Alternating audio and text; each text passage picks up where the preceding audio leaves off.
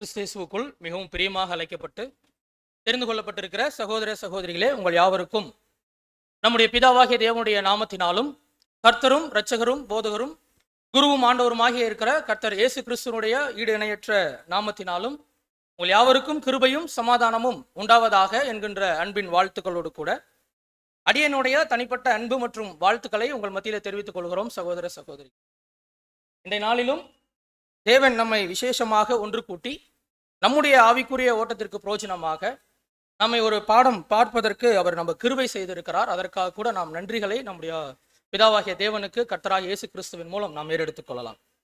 சகோதர சகோதரிகளே, நம்ம பார்க்க போகிறதான பாடத்தினுடைய தலைப்பு அங்க சகோதரர்கள் சொல்லியிருக்கிறாங்க. என்னதுங்க, வாசிக்க முடியுதுங்களா? ஆமாங்க, மிஜக்செல் மிக்சோல் இல்லைங்களா? இது ஒரு ஹீப்ரு வேர்டு. நம்ம பின்னாடி பார்க்கலாம். சகோதர சகோதரி, இந்த பாடம் அது என்ன கோணத்துல இருக்கும் இல்லைங்களா, அல்லது இந்த பாடம் அது எப்படி அங்க போக போகுது அப்படின்றத நம்ம ஃபர்ஸ்ட் புரிஞ்சிட்டோம்னா இந்த பாடத்தை கேட்பதற்கு அல்லது புரிந்து கொள்வதற்கு அது பிரயோஜனமாக இருக்கும் அப்படின்னு சொல்லி நம்ம பார்க்கிறோம்.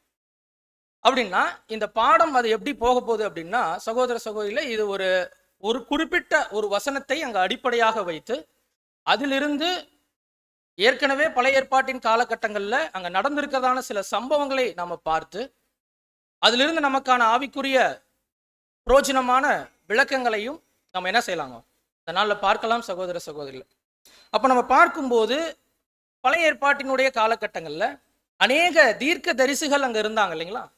அப்படி இருக்கும்போது அவர்கள் தீர்க்க தரிசனங்கள் அங்க உரைக்கும் போதும் சிலர் மாத்திரம் விசேஷமாக என்ன செஞ்சுட்டாங்க அப்படின்னா, இந்த இஸ்ரேல் ஜனங்களுக்கு அங்க தீர்க்க தரிசனங்களை அங்க உரைக்கிறவர்களாக அங்க இருந்தாங்க. அவருடைய தீர்க்க தரிசனங்கள்ல விசேஷமாக பார்க்கும்போது அநேக தீர்க்க தரிசனங்கள் அது இஸ்ரேல் ஜனங்களுக்கே உரித்ததாக அங்க இருந்துச்சு. அப்படின்னா அது யாருக்கும் செட் ஆகுங்க, யாருக்கும் நம்ம அப்ளை பண்ணி பார்க்கலாம். மாம்சீக இஸ்ரேல் ஜனங்களுக்கு அங்க ஒரு சில தீர்க்க தரிசனங்கள் இருக்குதுன்னா அது அப்படியே யாருக்கும் செட் ஆகும் அப்படின்னு பார்க்கும்போது அது ஆவிக்குரிய இஸ்ரேல் ஜனங்களாகிய நமக்கும் என்ன செய்யுங்க, அது பொருந்தி வரும். அன்பான சகோதர சகோதரி, அந்த வகையில தான் நம்ம இன்றைய நாள் என்ன செய்ய போறோம்னா, நம்ம இந்த பாடத்தை பார்க்க போறோம். முதலாவது நாம ஒரு வசனம் வாசிக்கலாம் பாருங்க. ஏசாயா 62ஆம் அதிகாரம் 10வது வசனம். வாசல்கள் வழியாய் பிரவேசியுங்கள், பிரவேசியுங்கள், ஜனத்துக்கு வழியை செவ்வைப்படுத்துங்கள், பாதையை உயர்த்துங்கள், உயர்த்துங்கள், அதிலுள்ள கற்களை பொறுக்கி போடுங்கள், ஜனங்களுக்காக கொடியை ஏற்றுங்கள். அன்பான சகோதர சகோதரிகளே, இந்த வசனத்துக்கு கொஞ்சம் கவனம் கொடுக்கலாம். இங்க என்ன சொல்றாருங்க, வாசல் வழியாய் பிரவேசியுங்கள் இல்லைங்களா? அப்படின்னா என்ன அர்த்தம்? வாசல் என்னன்னு தெரியாதுங்களா? வீட்டுலதான் என்ன இருக்குங்க முன்னாடி வாசல் நம்ம சொல்லுவோம் இல்லைங்களா? அப்ப வாசல் வழியாய் பிரவேசியுங்கள் அப்படின்னா ஒரு என்ட்ரன்ஸ் இருக்குது இல்லைங்களா, ஒரு நுழைவாயில் அங்க இருக்குது. அது வழியா என்ன செய்ய சொல்றாங்க, உள்ள போங்க அப்படிங்கிறாங்க. அடுத்து என்ன சொல்றாங்க, ஜனத்துக்கு வழியை செவ்வைப்படுத்துங்கள் இல்லைங்களா? அந்த ஜனத்துக்கு என்ன செய்யுங்க அப்படின்னா அந்த பாதை அங்க இருக்குது இல்லைங்களா, அதை கொஞ்சம் என்ன செய்யுங்க, சரிப்படுத்துங்க அப்படி சொல்றாரு. அடுத்தது பாதையை உயர்த்துங்கள். கொஞ்சம் என்னமா இருக்கலாம், அப்போ ஒருவேளை அங்க பள்ளங்கள் இருக்கலாம், அது என்ன செய்ய சொல்றாருங்க, உயர்த்துங்கள் அப்படி சொல்றாங்க. அடுத்தது அதில் உள்ள கற்களை பொறுக்கி போடுங்கள். அப்படின்னா என்ன அர்த்தம் பாருங்க, ஒரு வாசல் இருக்குது, அந்த வாசல் வழியா நம்ம என்ன செய்யணுங்க, பிரவேசிக்கிறோம். அப்படி உள்ள போகும்போது அங்க கொஞ்சம் மாறுபாடாக அந்த சாலை அங்க இருக்குது, அந்த பகுதி அங்க இருக்குது. அதனால என்ன செய்ய சொல்றாருன்னா அதை செவ்வைப்படுத்துங்க அப்படி சொல்றாங்க. ரெண்டாவது அதை உயர்த்த சொல்றாங்க. அப்புறம் என்ன பண்ணுங்க, அங்க கல்கள் இருக்குதுங்களாம், கல்லெல்லாம் அங்க இருக்குதுங்களாம், அதெல்லாம் என்ன செய்யணுங்களாம், எடுத்து அங்க போட சொல்றாரு. அப்புறம் ஜனங்களுக்காக அங்க கொடியை அங்க ஏற்றுங்கள் அப்படின்னு சொல்றாரு. அன்பான சகோதர சகோதரிகளே, இப்போ ஒரு வாசல் அப்படின்னு நம்ம எடுத்துட்டோம்னா அப்ப அது வழியா ஒருத்தர் உள்ள போறாரு. அங்க என்ன செய்யலைங்க, அந்த வாசல் அந்த பகுதி அது சரியாக அது இல்லை அப்படின்னா இதை நம்ம எப்படி நம்ம எக்ஸாம்பிள் பார்க்கலான்னு பார்க்கும்போது, இந்த ரோடெல்லாம் போடுவாங்க இல்லைங்களா, ரோடெல்லாம் போடுவாங்க, பார்த்துருக்குறோம் இல்லைங்களா? பெரிய கேள்வி எதுவும் நம்ம கேட்கலைங்க, ரோடு போடுறத பார்த்துருக்கோமோ இல்லைங்களா? பார்த்துருக்குறோம். அப்போ ரோடு போடணும்னா ஃபர்ஸ்ட் என்ன செய்வாங்க, ஃபர்ஸ்ட் ஒரு மேடும் பள்ளமான பகுதி இருக்குது அப்படின்னா ஃபர்ஸ்ட் அங்கே ரோடு போறாங்கன்னா என்ன செய்வாங்க, அதை ஃபர்ஸ்ட் என்ன செய்வாங்கன்னா சமப்படுத்துவாங்க. பாருங்க, இந்த மாதிரி ஃபர்ஸ்ட் என்ன செய்வாங்கன்னா ஒரு வழி அங்கே சமப்படுத்துவாங்க. ஒருவேளை அங்கே பெரிய பெரிய கற்கள் ஏதாவது அங்கே இருக்குது அப்படின்னா என்ன செய்வாங்கன்னா அதை எடுத்து ஒரு ஓரமா என்ன பண்ணிடுவாங்க, அங்கே வச்சிருவாங்க. அடுத்து என்ன செய்வாங்க, அடுத்து ஜல்லி கொண்டு வந்து என்ன பண்ணுவாங்க, அங்கே ஜல்லி கொண்டு வந்து போடுவாங்க. போட்டுட்டு அதை என்ன செய்வாங்க, சமப்படுத்துவாங்க. அந்த பள்ளங்கள் எல்லாம் என்ன பண்ணுங்கன்னா அதெல்லாம் ஒரே மாதிரி போகுங்க. அது செவ்வாய்ப்படுத்துவாங்க, அது சரியாக பண்ணுவாங்க இல்லைங்களா. அதுக்கப்புறம் என்ன செய்வாங்க, சின்ன சின்ன இந்த சிப்ஸ் எல்லாம் போட்டு அங்கே என்ன பண்ணுவாங்க, தாரை ஊற்றி அங்கே என்ன செய்வாங்கன்னா அங்கே ரோடு போடுறதை நம்ம பார்க்க முடியும் அன்பான சகோதர சகோதரி. அப்போ ரோடு போடும்போது என்ன ஆயிடுங்க, அங்கே பாருங்க முதல்ல போட்டிருக்கிற ரோடு நம்ம பார்க்குறோம். அதுக்கப்புறம் என்ன பண்ணியிருக்கிறாங்க, இப்போ ரோடு போடும்போது என்ன ஆயிடுச்சு, ஹைட் ஆயிடுச்சுங்க பாருங்க, உயர்த்துறது. அப்போ நம்ம எக்ஸாம்பிளா உதாரணத்துக்கு நேரடியாக பார்க்கும்போது நம்ம இந்த விஷயங்களை நம்ம பார்க்கலாம் சகோதர சகோதரிகள். அப்படின்னா நம்ம என்ன இங்க பார்க்க போறோம் அப்படின்னு பார்க்கும்போது, ஒரு வழி பிரயாணம் அங்க இருக்குது, அல்லது ஒரு வழி அங்க இருக்குது. அதுல இருக்கக்கூடியதான சில விஷயங்களை அங்க சரி பண்ணிட்டாங்க அப்படின்னா அங்க போகிறவங்களுக்கு, அது வழியா நடந்து போகிறவங்களுக்கு அது எப்படி இருக்குங்க, அது சரியாக இருக்குங்களா. ஜனங்களுக்கு அதை செவ்வாய்ப்படுத்திட்டோம் அப்படின்னா அங்க ஜனங்கள் நடந்து போகும்போது எப்படி இருக்குங்க, ஈஸியா இருக்கும் நடந்து போகிறதுக்கு இல்லைங்களா. கல்களும் இருந்துட்டு அங்க மேடு பள்ளங்கள் இருந்துட்டு இருந்துச்சுன்னா அது நடந்து போறதுக்கு எப்படி இருக்குங்க, ரொம்ப கஷ்டமா இருக்கும் அன்பான சகோதர சகோதரி. அப்போ இதை டைரக்டா அப்படியே நேரடியா நம்ம எடுத்துக்கிட்டோம் அப்படின்னா நம்ம பார்க்கிறோம், இப்படித்தான் அங்க என்ன செஞ்சிருப்பாங்க, அங்க இருக்குது. இந்த தீர்க்க தரிசனம் யாருக்கு சொல்லப்பட்டிருக்குதுங்க, மாம்சீக இஸ்ரேல் ஜனங்களுக்கு அங்க சொல்லி இருக்கிறாங்க. அப்படின்னா மாம்சீக இஸ்ரேல் ஜனங்கள் எங்கேயாவது போய் ரோட் போட்டுட்டு இருந்தாங்களா, இல்ல இல்லைங்களா. அப்போ அவங்க ஒரு பிரயாணம் அங்க மேற்கொண்டு இருக்கிறாங்க. என்ன பிரயாணம் பண்ணாங்க, வனாந்தர பயணம். எங்க இருந்து கிளம்புனாங்கன்னு பார்க்கும்போது எகிப்துல இருந்து கிளம்பி என்ன செய்யறாங்க, அவங்க கானான் தேசத்தை நோக்கி அங்க போனாங்க. அப்படி போகும்போது அன்பான சகோதர சகோதரிகளே, அந்த பாதை அப்படின்னும் போது அது என்னன்னா, அவங்க நடந்து போன அந்த பாலைவனம் அதை பத்தி அங்க பேசலைங்க, அவங்க நடந்துகிட்ட விஷயங்கள் இல்லைங்களா, அந்த ப்ராசஸ் அதை பத்தி அங்க பேசியிருக்கிறார். போகும்போது அவங்க சீரா அப்படியே நடந்து போயிட்டாங்களா, என்ன ஆச்சுங்க பாருங்க. சீரா நடந்து போனாங்களான்னு கேட்கும்போது நம்ம என்ன சொல்லிட்டோங்க, இல்ல சொல்லிட்டோம். அப்ப என்ன ஆனாங்க, என்ன செஞ்சுட்டாங்க, இடறி இடறி என்ன பண்ணாங்க, விழுந்தாங்க. அதுதான் அன்பான சகோதர சகோதரிலே நம்ம பார்க்கிறோம், அந்த கல்கள்லாம் அங்க இருக்குதுங்க. இப்போ நம்ம நடந்து போறோம் இல்லைங்களா, ஒரு ரோட்ல நடந்து போகும்போது அங்க கல்லெல்லாம் இருந்துச்சுன்னா என்ன பண்ணுங்க, நம்மளால சரியா நடந்து போக முடியுங்களா, ஒரு சீராக நடந்து போக முடியுங்களா, அங்க நடந்து போக முடியாது. அது என்ன செய்யும்னா நம்மளை இடறி அங்க விழ செய்யும். அங்க ஜாக்கிரதையா நம்ம என்ன செய்ய வேண்டியிருக்குங்க, அங்க நடந்து போகணும். இல்லைன்னா என்ன பண்ணலாம், அந்த கல் எடுத்து ஓரமா போட்டு ஃபர்ஸ்ட் சுத்தம் பண்ணிட்டோம்னா என்ன செய்யலாங்க, இப்போ சீராக அங்க நடந்து போகலாம் இல்லைங்களா. உங்களுக்கு இந்த கான்செப்ட் புரியுது இல்லைங்களா. அப்ப அன்பான சகோதர சகோதரிகளே, இப்போ நாம பாடத்தினுடைய தலைப்புக்கு வரலாம். தலைப்பு என்னதுங்க, மிஜெக்சல் மிக்சோல் அப்படின்னா என்ன அப்படின்னு பார்க்கணும்னா அன்பான சகோதர சகோதரி, நம்ம வாசிச்சிட்ட அந்த வேத பகுதியினுடைய இபிசி கமெண்ட்ஸ் நம்ம போடுவாங்க, நீங்க பாருங்க.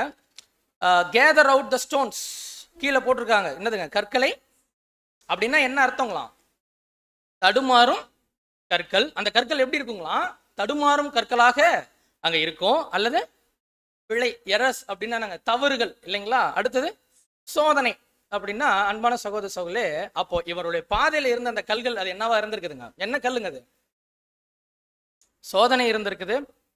இவர்கள் தவறு செய்வதற்கு அது ஏதுவான அந்த கற்களாக அங்க இருந்திருக்குது. அப்புறம் இவர்கள் தடுமாறி விழுவதற்கு ஏதுவான கற்களை என்ன பண்ணிடுச்சுங்க, அது இருந்திருக்குது அப்படின்றத கூட நம்ம பார்க்கிறோம் சகோதர சகோதரிகளே. இந்த தடுமாறி அங்க விலகுற அந்த விஷயம் இருக்கு இல்லைங்களா, தடுமாறும் கற்கள் அல்லது இடரலின் கற்கள், இதுக்கு தான் என்ன பேருன்னு சொல்லி பார்க்கும்போது மிஜெக்சல் மிக்சோல். இது வேதாகமத்துல இருக்கக்கூடிய ஒரு பெயர். இதை நீங்க ஹீப்ரூனுடைய பேச்சு நடையில பார்க்கும்போது இது எவன் நெகிஃப் அப்படின்னு அவங்க சொல்லுவாங்க.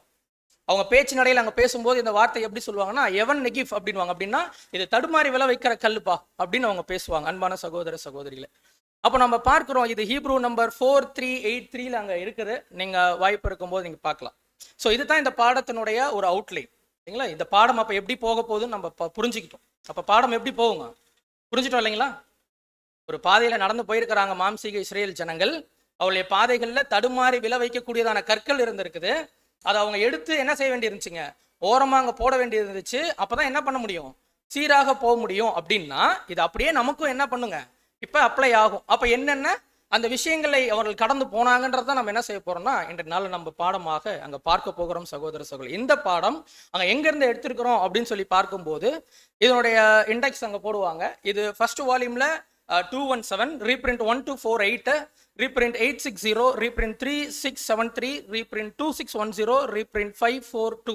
இதனுடைய ஒரு சாரம்சம் தான் இந்த பாடமாக அங்கே இருக்கும். அன்பான சகோதர சகோதரி, நீங்கள் வாய்ப்பு இருக்கும்போது பார்க்கலாம். இது ஆங்கிலத்தில் இருக்கக்கூடிய அந்த ரீப்ரிண்டினுடைய பேஜ் நம்பர்ஸ் நாம் அங்கே மென்ஷன் பண்ணியிருக்கோம். சரி, நம்ம மறுபடியும் வசனம் வாசிக்கலாம் பாருங்க. ஏசாயா 54ஆம் அதிகாரம் 14வது வசனம்.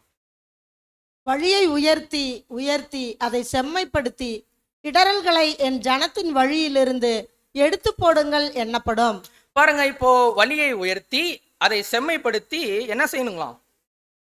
இடரலை என் ஜனத்தின் வழியிலிருந்து எடுத்து போடுங்கள். அங்க எதை எடுத்து போட சொன்னாருங்க? கல் எடுத்து போட சொன்னாரு. இப்போ இங்க புரிஞ்சிருச்சிங்களா? இது என்னதுங்க?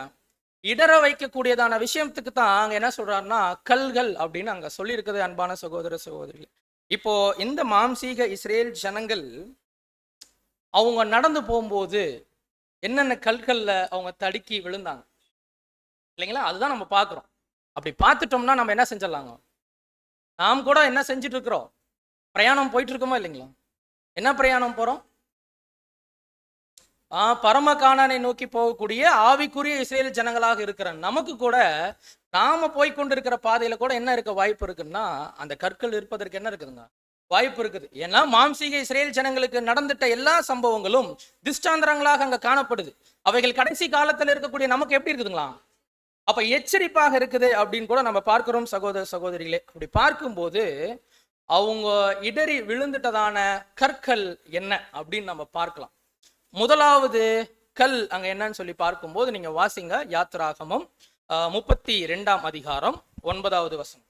பின்னும் கர்த்தர் மோசேயை நோக்கி, இந்த ஜனங்களை பார்த்தேன், இவர்கள் வணங்கா கழுத்துள்ள ஜனங்கள். என்ன சொல்றாருங்க? தெரியுதுங்களா? கடைசி வரைக்கும் என்ன எழுதியிருக்கிறாங்க? வணங்கா கழுத்துள்ள ஜனங்கள். யார் சொல்றான்னு பார்க்கும்போது அங்க தேவன் என்ன செய்யறாருன்னா மோசேயை நோக்கி அங்க சொல்றாரு. தேவனே சொல்றாருங்களாம், வணங்காத கழுத்துள்ள ஜனங்களா யார் இருக்கிறாங்க? இவங்க இருக்கிறாங்க, இந்த மாம்சீக இஸ்ரேல் ஜனங்கள் அங்க இருக்கிறாங்க அப்படின்னு சொல்றாரு. காரணம் என்ன அப்படின்னு பார்க்கும்போது சகோதர சகோதரிகளே, இவர்கள் எகிப்து தேசத்தில் இருக்கும்போது அங்க பழகிக்கிட்டதான இந்த பாரம்பரியமான விஷயங்கள் அங்க எப்படி பழகிட்டாங்களோ அப்படியே என்ன செஞ்சிருக்கிறாங்க? அவர் இந்த வனாந்தர பயணத்துல என்ன செஞ்சுட்டு இருக்காங்க?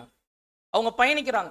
அவங்க எகிப்தை விட்டு கிளம்பி வரும்போது எத்தனை வாதைகள் அங்க கொடுக்குறாருங்க? எகிப்துக்கு 10 வாதைகள் கொடுக்குறாரு இல்லைங்களா? அதை பார்க்கிறாங்க. அப்ப எகிப்தியர் அவர்களுக்கு முன்னாடி பாதிக்கப்படுகிறதான விஷயத்தை என்ன செஞ்சாங்கன்னா இஸ்ரேல் ஜனங்கள் பார்த்தாங்க. அதுல இருந்து தேவன் விசேஷமாக அவர்களை மட்டும் அங்க காப்பாற்றி அங்க வைத்திருந்ததை என்ன செஞ்சாங்க? அவங்க பார்த்தாங்க. அன்பான சகோதர சகோதரி, அப்படி பார்த்து இப்ப இஸ்ரேல் அங்க ஜனங்கள் என்ன செய்யறாங்கன்னா எகிப்தை விட்டு வெளியே வராங்க. வந்தவுடன் நேரம் எங்க வந்து நிக்கிறாங்க? இப்போ எங்க வந்து நிக்கிறாங்க? செங்கடலுக்கு அங்க வருவாங்க. வந்த உடனே இப்போ அங்க எகிப்துல இருந்து என்ன செய்யறாங்கன்னா அங்க சேனைகள் வருது அப்படின்னு சொல்லி கேள்விப்பட்ட மாத்திரத்துல என்ன செய்ய ஆரம்பிச்சிருவாங்க? உடனே என்ன செஞ்சிருவாங்கன்னா நாங்க அங்கேயே இருந்திருக்கலாம், அங்க என்ன கல்லறைகளா இல்லை இல்லைங்களா, எங்களை எங்க கொண்டு வந்தா சாவடிக்கவா கூட்டிட்டு வந்தீங்க? பாருங்க அன்பான சகோதர சகோதரிலே, அவர்களுடைய தலைமுறை தலைமுறையாக அவங்க எதிர்பார்த்து கொண்டிருந்ததான சுதந்திரம் அவங்களுக்கு கிடைச்சிருக்குது. அவங்க இனிமே என்ன கிடையாதுங்க? அடிமை கிடையாது. அவங்க சுதந்திரமா அங்க செயல்படலாம். ஆனா அவைகள் எதுவுமே அவங்களுக்கு எப்படி தெரியலன்னா அங்க பெருசாவே தெரியலைங்க. அவங்க என்ன செஞ்சிட்டாங்கன்னு பார்க்கும்போது அங்க தேவனுக்கு விரோதமாக பேசக்கூடியவர்களாக மாறிட்டாங்க. அந்த வணங்கக்கூடிய ஒரு கழுத்துள்ள ஜனங்களாக அவங்க என்ன செய்யல, அங்க அவங்க இல்லை. அன்பான சகோதர சகோதரிகளே, அவர்களை மேகஸ்தம்பம் அங்க வச்சு வழி நடத்துறாரு இல்லைங்களா? பகல்ல. இரவுல நம்ம பார்க்கும்போது அன்புக்குரிய சகோதர சகோதரிலே அக்னி ஸ்தம்பம் அங்க வச்சு வழி நடத்துறாரு. மட்டுமல்ல, அவர்களுக்கு அந்த செங்கடலை பிளந்து காமிச்சு இந்த சைடு கூட்டிட்டு வராருங்க. கூட்டிட்டு வந்ததுக்கு அப்புறமும் என்னதான் பண்ணிட்டு இருந்தாங்க?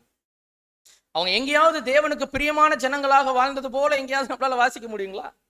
அப்ப மாம்சீக இஸ்ரேல் ஜனங்கள் எங்கேயுமே பிரியமா இருந்தது போல வாசிக்க முடியலன்னா ஆவிக்குரிய இஸ்ரேல் ஜனங்களாகிய நாமும் என்ன செய்யணுங்க? கொஞ்சம் நிதானிக்கணும். அப்போ ரொம்ப ஜாக்கிரதையாக நம்ம என்ன செய்ய வேண்டியிருக்குன்னா இந்த ஓட்டத்தை அங்க நம்ம ஓட வேண்டி இருக்குது. இந்த பாதையில நாம நடந்து செல்ல வேண்டியது இருக்குது. அன்பான சகோதர சகோதரி, அப்போ நம்ம பார்க்கும்போது இவர்கள் எந்த அளவுக்கு மாறி போயிட்டாங்கன்னா இவருடைய முற்பிதாக்கள் யாருங்க? ஆபிரகாம், ஈசாக்கு, யாக்கோபெல்லாம் பார்க்கிறோம் இல்லைங்களா? அவர்கள் அங்க தேவனுடைய மனுஷர்களை பார்க்கும்போது அவர்கள் உபசரித்த விதம் அங்க ரொம்ப ஆச்சரியமா இருக்குங்க. நீங்க வாசிக்கலாம் பாருங்க, ஆதியாகமம் 18ஆம் அதிகாரம் வசனம் 2 மற்றும் 3. தன் கண்களை ஏறெடுத்து பார்க்கும்போது இதோ 3 புருஷர் அவனுக்கு எதிரே நின்றார்கள். அவர்களை கண்டவுடனே அவன் கூடார வாசலிலிருந்து அவர்களுக்கு எதிர்கொண்டு ஓடி தரை மட்டும் குனிந்து, ஆண்டவரே, உம்முடைய கண்களில் எனக்கு கிருபை கிடைத்ததானால் நீர் உமது அடியேனை விட்டு கடந்து போக வேண்டாம். பாருங்க அன்பான சகோதர சகோதரே, தேவனுடைய மனுஷர்கள் அங்க வரதை பார்த்துட்டு இவங்க என்ன செய்யறாருங்க, இவர் முன்னாடி ஓடி போறாருங்க. அவங்க வர வரைக்கும் என்ன செய்யலைங்க, வெயிட் பண்ணல, எதிர்கொண்டு போய் என்ன செய்யறாருன்னா அவர்களை உபசரிக்கிற விஷயத்தை அங்க பார்க்கிறோம். முகம் குப்புற விழுந்து என்ன செய்யறாரு, அங்க யார் வந்ததா நம்ம பார்க்கிறோம். கர்த்தர் அங்க என்ன செஞ்சிருக்கிறாருங்க. அன்பான சகோதர சகோதரி, அப்படி இருக்கக்கூடியதான அந்த இஸ்ரேல் ஜனங்களுடைய முற்பிதாக்கள் அப்படியெல்லாம் இருந்துட்டாலும், இந்த இஸ்ரேல் ஜனங்கள், இந்த மாம்சீக இஸ்ரேல் ஜனங்கள் தங்களுடைய முற்பிதாக்களுக்கு அங்க கொடுத்துட்டதான முக்கியத்துவத்தை காட்டிலும், விக்கிரகங்களுக்கு அங்க கொடுத்துட்டதான முக்கியத்துவத்தை காட்டிலும் யாருக்கு முக்கியத்துவம் கொடுக்கலைங்க. அங்க தேவனுக்கு அவர்கள் என்ன செய்யல, அங்க முக்கியத்துவம் கொடுத்த ஜனங்களாக அவங்க காணப்படவே இல்லைங்க. எப்பெல்லாம் வாய்ப்பு கிடைக்குதோ அப்பெல்லாம் என்ன செஞ்சுட்டே இருப்பாங்க, அப்பெல்லாம் என்ன செஞ்சாங்க, அவங்க தேவனுக்கு விரோதமாக அங்க பேசக்கூடியவர்களாக மாறிடுவாங்க. இன்னொரு வசனம் கூட நீங்க வாசிங்க, உபாகமம் 9ஆம் அதிகாரம் 6வது வசனம். ஆகையால் உன் நீதி நிமித்தம் உன் தேவனாகிய கர்த்தர் உனக்கு அந்த நல்ல தேசத்தை சுதந்தரிக்க கொடார் என்பதை அறிய கடவாய். தேவனாகிய கர்த்தர் என்ன செய்ய போறது இல்லைங்களா, இவங்களுக்கு அந்த தேசத்தை சுதந்தரிக்க கொடார். எந்த தேசம், எந்த தேசத்திற்கு இவர்கள் போவதற்காக இந்த பிரயாணத்தை தொடங்கினாங்களோ அந்த தேசத்தை என்ன செய்ய மாட்டாங்களாம், சுதந்தரித்து கொள்ள மாட்டாங்கன்னு சொல்றாருங்க. காரணம் என்ன, அவங்க யாருங்களாம், வணங்காத கழுத்துள்ள ஜனம். அன்பான சகோதர சகோதரி, இந்த வணங்காத கழுத்துள்ள ஒரு ஜனங்களாக நாமோ இருக்கிறோமா, இருக்கிறோமா இல்லைங்களா? சில நேரங்கள்ல நம்முடைய பலவீனத்தினால என்ன பண்ணிடுறோம், வணங்காத ஜனங்களாக அங்க மாறிடுறோம். எப்படி நாம வணங்காத கழுத்துள்ள அங்க ஜனங்களாக அங்க மாறிடுறோம், எப்படி மாறும்? நம்முடைய வாழ்க்கையில கஷ்டங்கள், சோதனைகள் இல்லைங்களா, அதெல்லாம் வரும்போது தான் தெரியும் இல்லைங்களா, நாம எப்படி நாம தேவனை அங்க விசுவாசிக்காம, தேவன் மேல நம்ம வைத்திருக்கிறதான அன்பை அங்க நாம நிரூபித்து காண்பிக்காம நம்ம வழி விலகி போகக்கூடியதான விஷயங்கள் எப்பதான் தெரியுங்க, சோதனைகளை தான் தெரியும். அதான் அந்த கற்கள் அங்க வருதுங்க. சகோதர சகோதரிகளே, இந்த இஸ்ரேல் ஜனங்கள் கூட இவ்வளவு அருமையாக தேவன் அங்க வழி நடத்திட்டு வந்த போதிலும், இங்க மோசே அந்த சீனாய் மலைக்கு போயிட்டு அந்த கட்டளைகளை பெற்றுக்கொள்வதற்கு போயிட்டு திரும்பி வரதுக்கு கொஞ்சம் லேட் ஆயிடுச்சுங்க. என்ன செஞ்சுட்டாங்க, போட்டுங்க, என்ன செஞ்சுட்டாங்க, செஞ்சுட்டு என்ன சொன்னாங்க அவங்க, வாசிங்க, யாத்திராகமும் 32:27. இவங்க அந்த கண்ணுக்குட்டியை செஞ்சு வச்சுட்டு என்ன சொன்னாங்கன்னா, சகோதர சகோதரிகளே, இந்த கண்ணுக்குட்டி தான் என்ன செஞ்சிருச்சுங்க, நம்மளை எகிப்துல இருந்து காப்பாத்தி கூட்டிட்டு வந்துச்சுன்னு சொல்லிட்டு இருந்தாங்க. பாத்தீங்களா, எவ்வளோ ஒரு அருமையாக அங்க தேவன் வழி நடத்திட்டு வராரு. ஆனா இவருடைய நோக்கம், இவருடைய சிந்தனை எவ்வளோ ஒரு மோசமாகவே இருக்குது பாருங்க. இப்போ மோசே இறங்கி வந்ததுக்கு அப்புறம் சொல்றாரு பாருங்க, நீங்க யாத்திராகமும் 32:26 படிங்க. ஃபர்ஸ்ட் 32:26. பாளையத்தின் வாசலில் நின்று கர்த்தருடைய பட்சத்தில் இருக்கிறவர்கள் யார், அவர்கள் என்னிடத்தில் சேரக்கடவர்கள் என்றான். அப்பொழுது லேவியின் புத்திரர் எல்லாரும் அவனிடத்தில் கூடி வந்தார்கள். மொத்தம் எத்தனை கோத்திரம், 12 கோத்திரம். கர்த்தர் பக்கம் யார் இருக்கிறீங்கன்னு கேட்கும் போது யார் வராங்க, ஒரே ஒரு கோத்திரம் வருதுங்க. அன்பான சகோதர சகோதரிகளே, ஒரே ஒருத்தர். மிச்சம் 11 கோத்திரம் என்ன செஞ்சிருக்கிறாங்கன்னா அந்த கண்ணுக்குட்டியை தான் என்ன செஞ்சுட்டாங்க, அங்கத்தான் அவங்கள தான் வணங்கிட்டாங்க இல்லைங்களா. வாசிங்க, யாத்திராகமம் 32:27. அவன் அவர்களை நோக்கி, உங்களில் ஒவ்வொருவனும் தன் பட்டயத்தை தன் அறையிலே கட்டிக்கொண்டு பாளையமெங்கும் உள்ளும் புறம்பும் வாசலுக்கு வாசல் போய் ஒவ்வொருவனும் தன் தன் சகோதரனையும் ஒவ்வொருவனும் தன் தன் சிநேகிதனையும் ஒவ்வொருவனும் தன் தன் அயலானையும் கொன்று போட கடவன் என்று இஸ்ரவேலின் தேவனாகிய கர்த்தர் சொல்லுகிறார் என்றான். பாருங்க, இப்போ இந்த லேவி கோத்திரம் மாத்திரம் தனியா வந்துட்டாங்க இல்லைங்களா. இந்த லேவி கோத்திரத்துக்கு இப்போ ஒரு கட்டளை அங்க கொடுக்கப்படுது. என்ன செய்யணுங்களா, இவங்க தங்களுடைய சகோதரர்கள் தான் இல்லைங்களா. அந்த 12 கோத்திரத்துல 11 கோத்திரமும் லேவிக்கு யார் தாங்க, சகோதரர்கள் தான், உறவினர்கள் தான் இல்லைங்களா. ஆனா என்ன செய்ய வேண்டி இருக்குதுன்னு பார்க்கும்போது அவர்களை சங்காரம் பண்ண அங்க சொல்றாரு.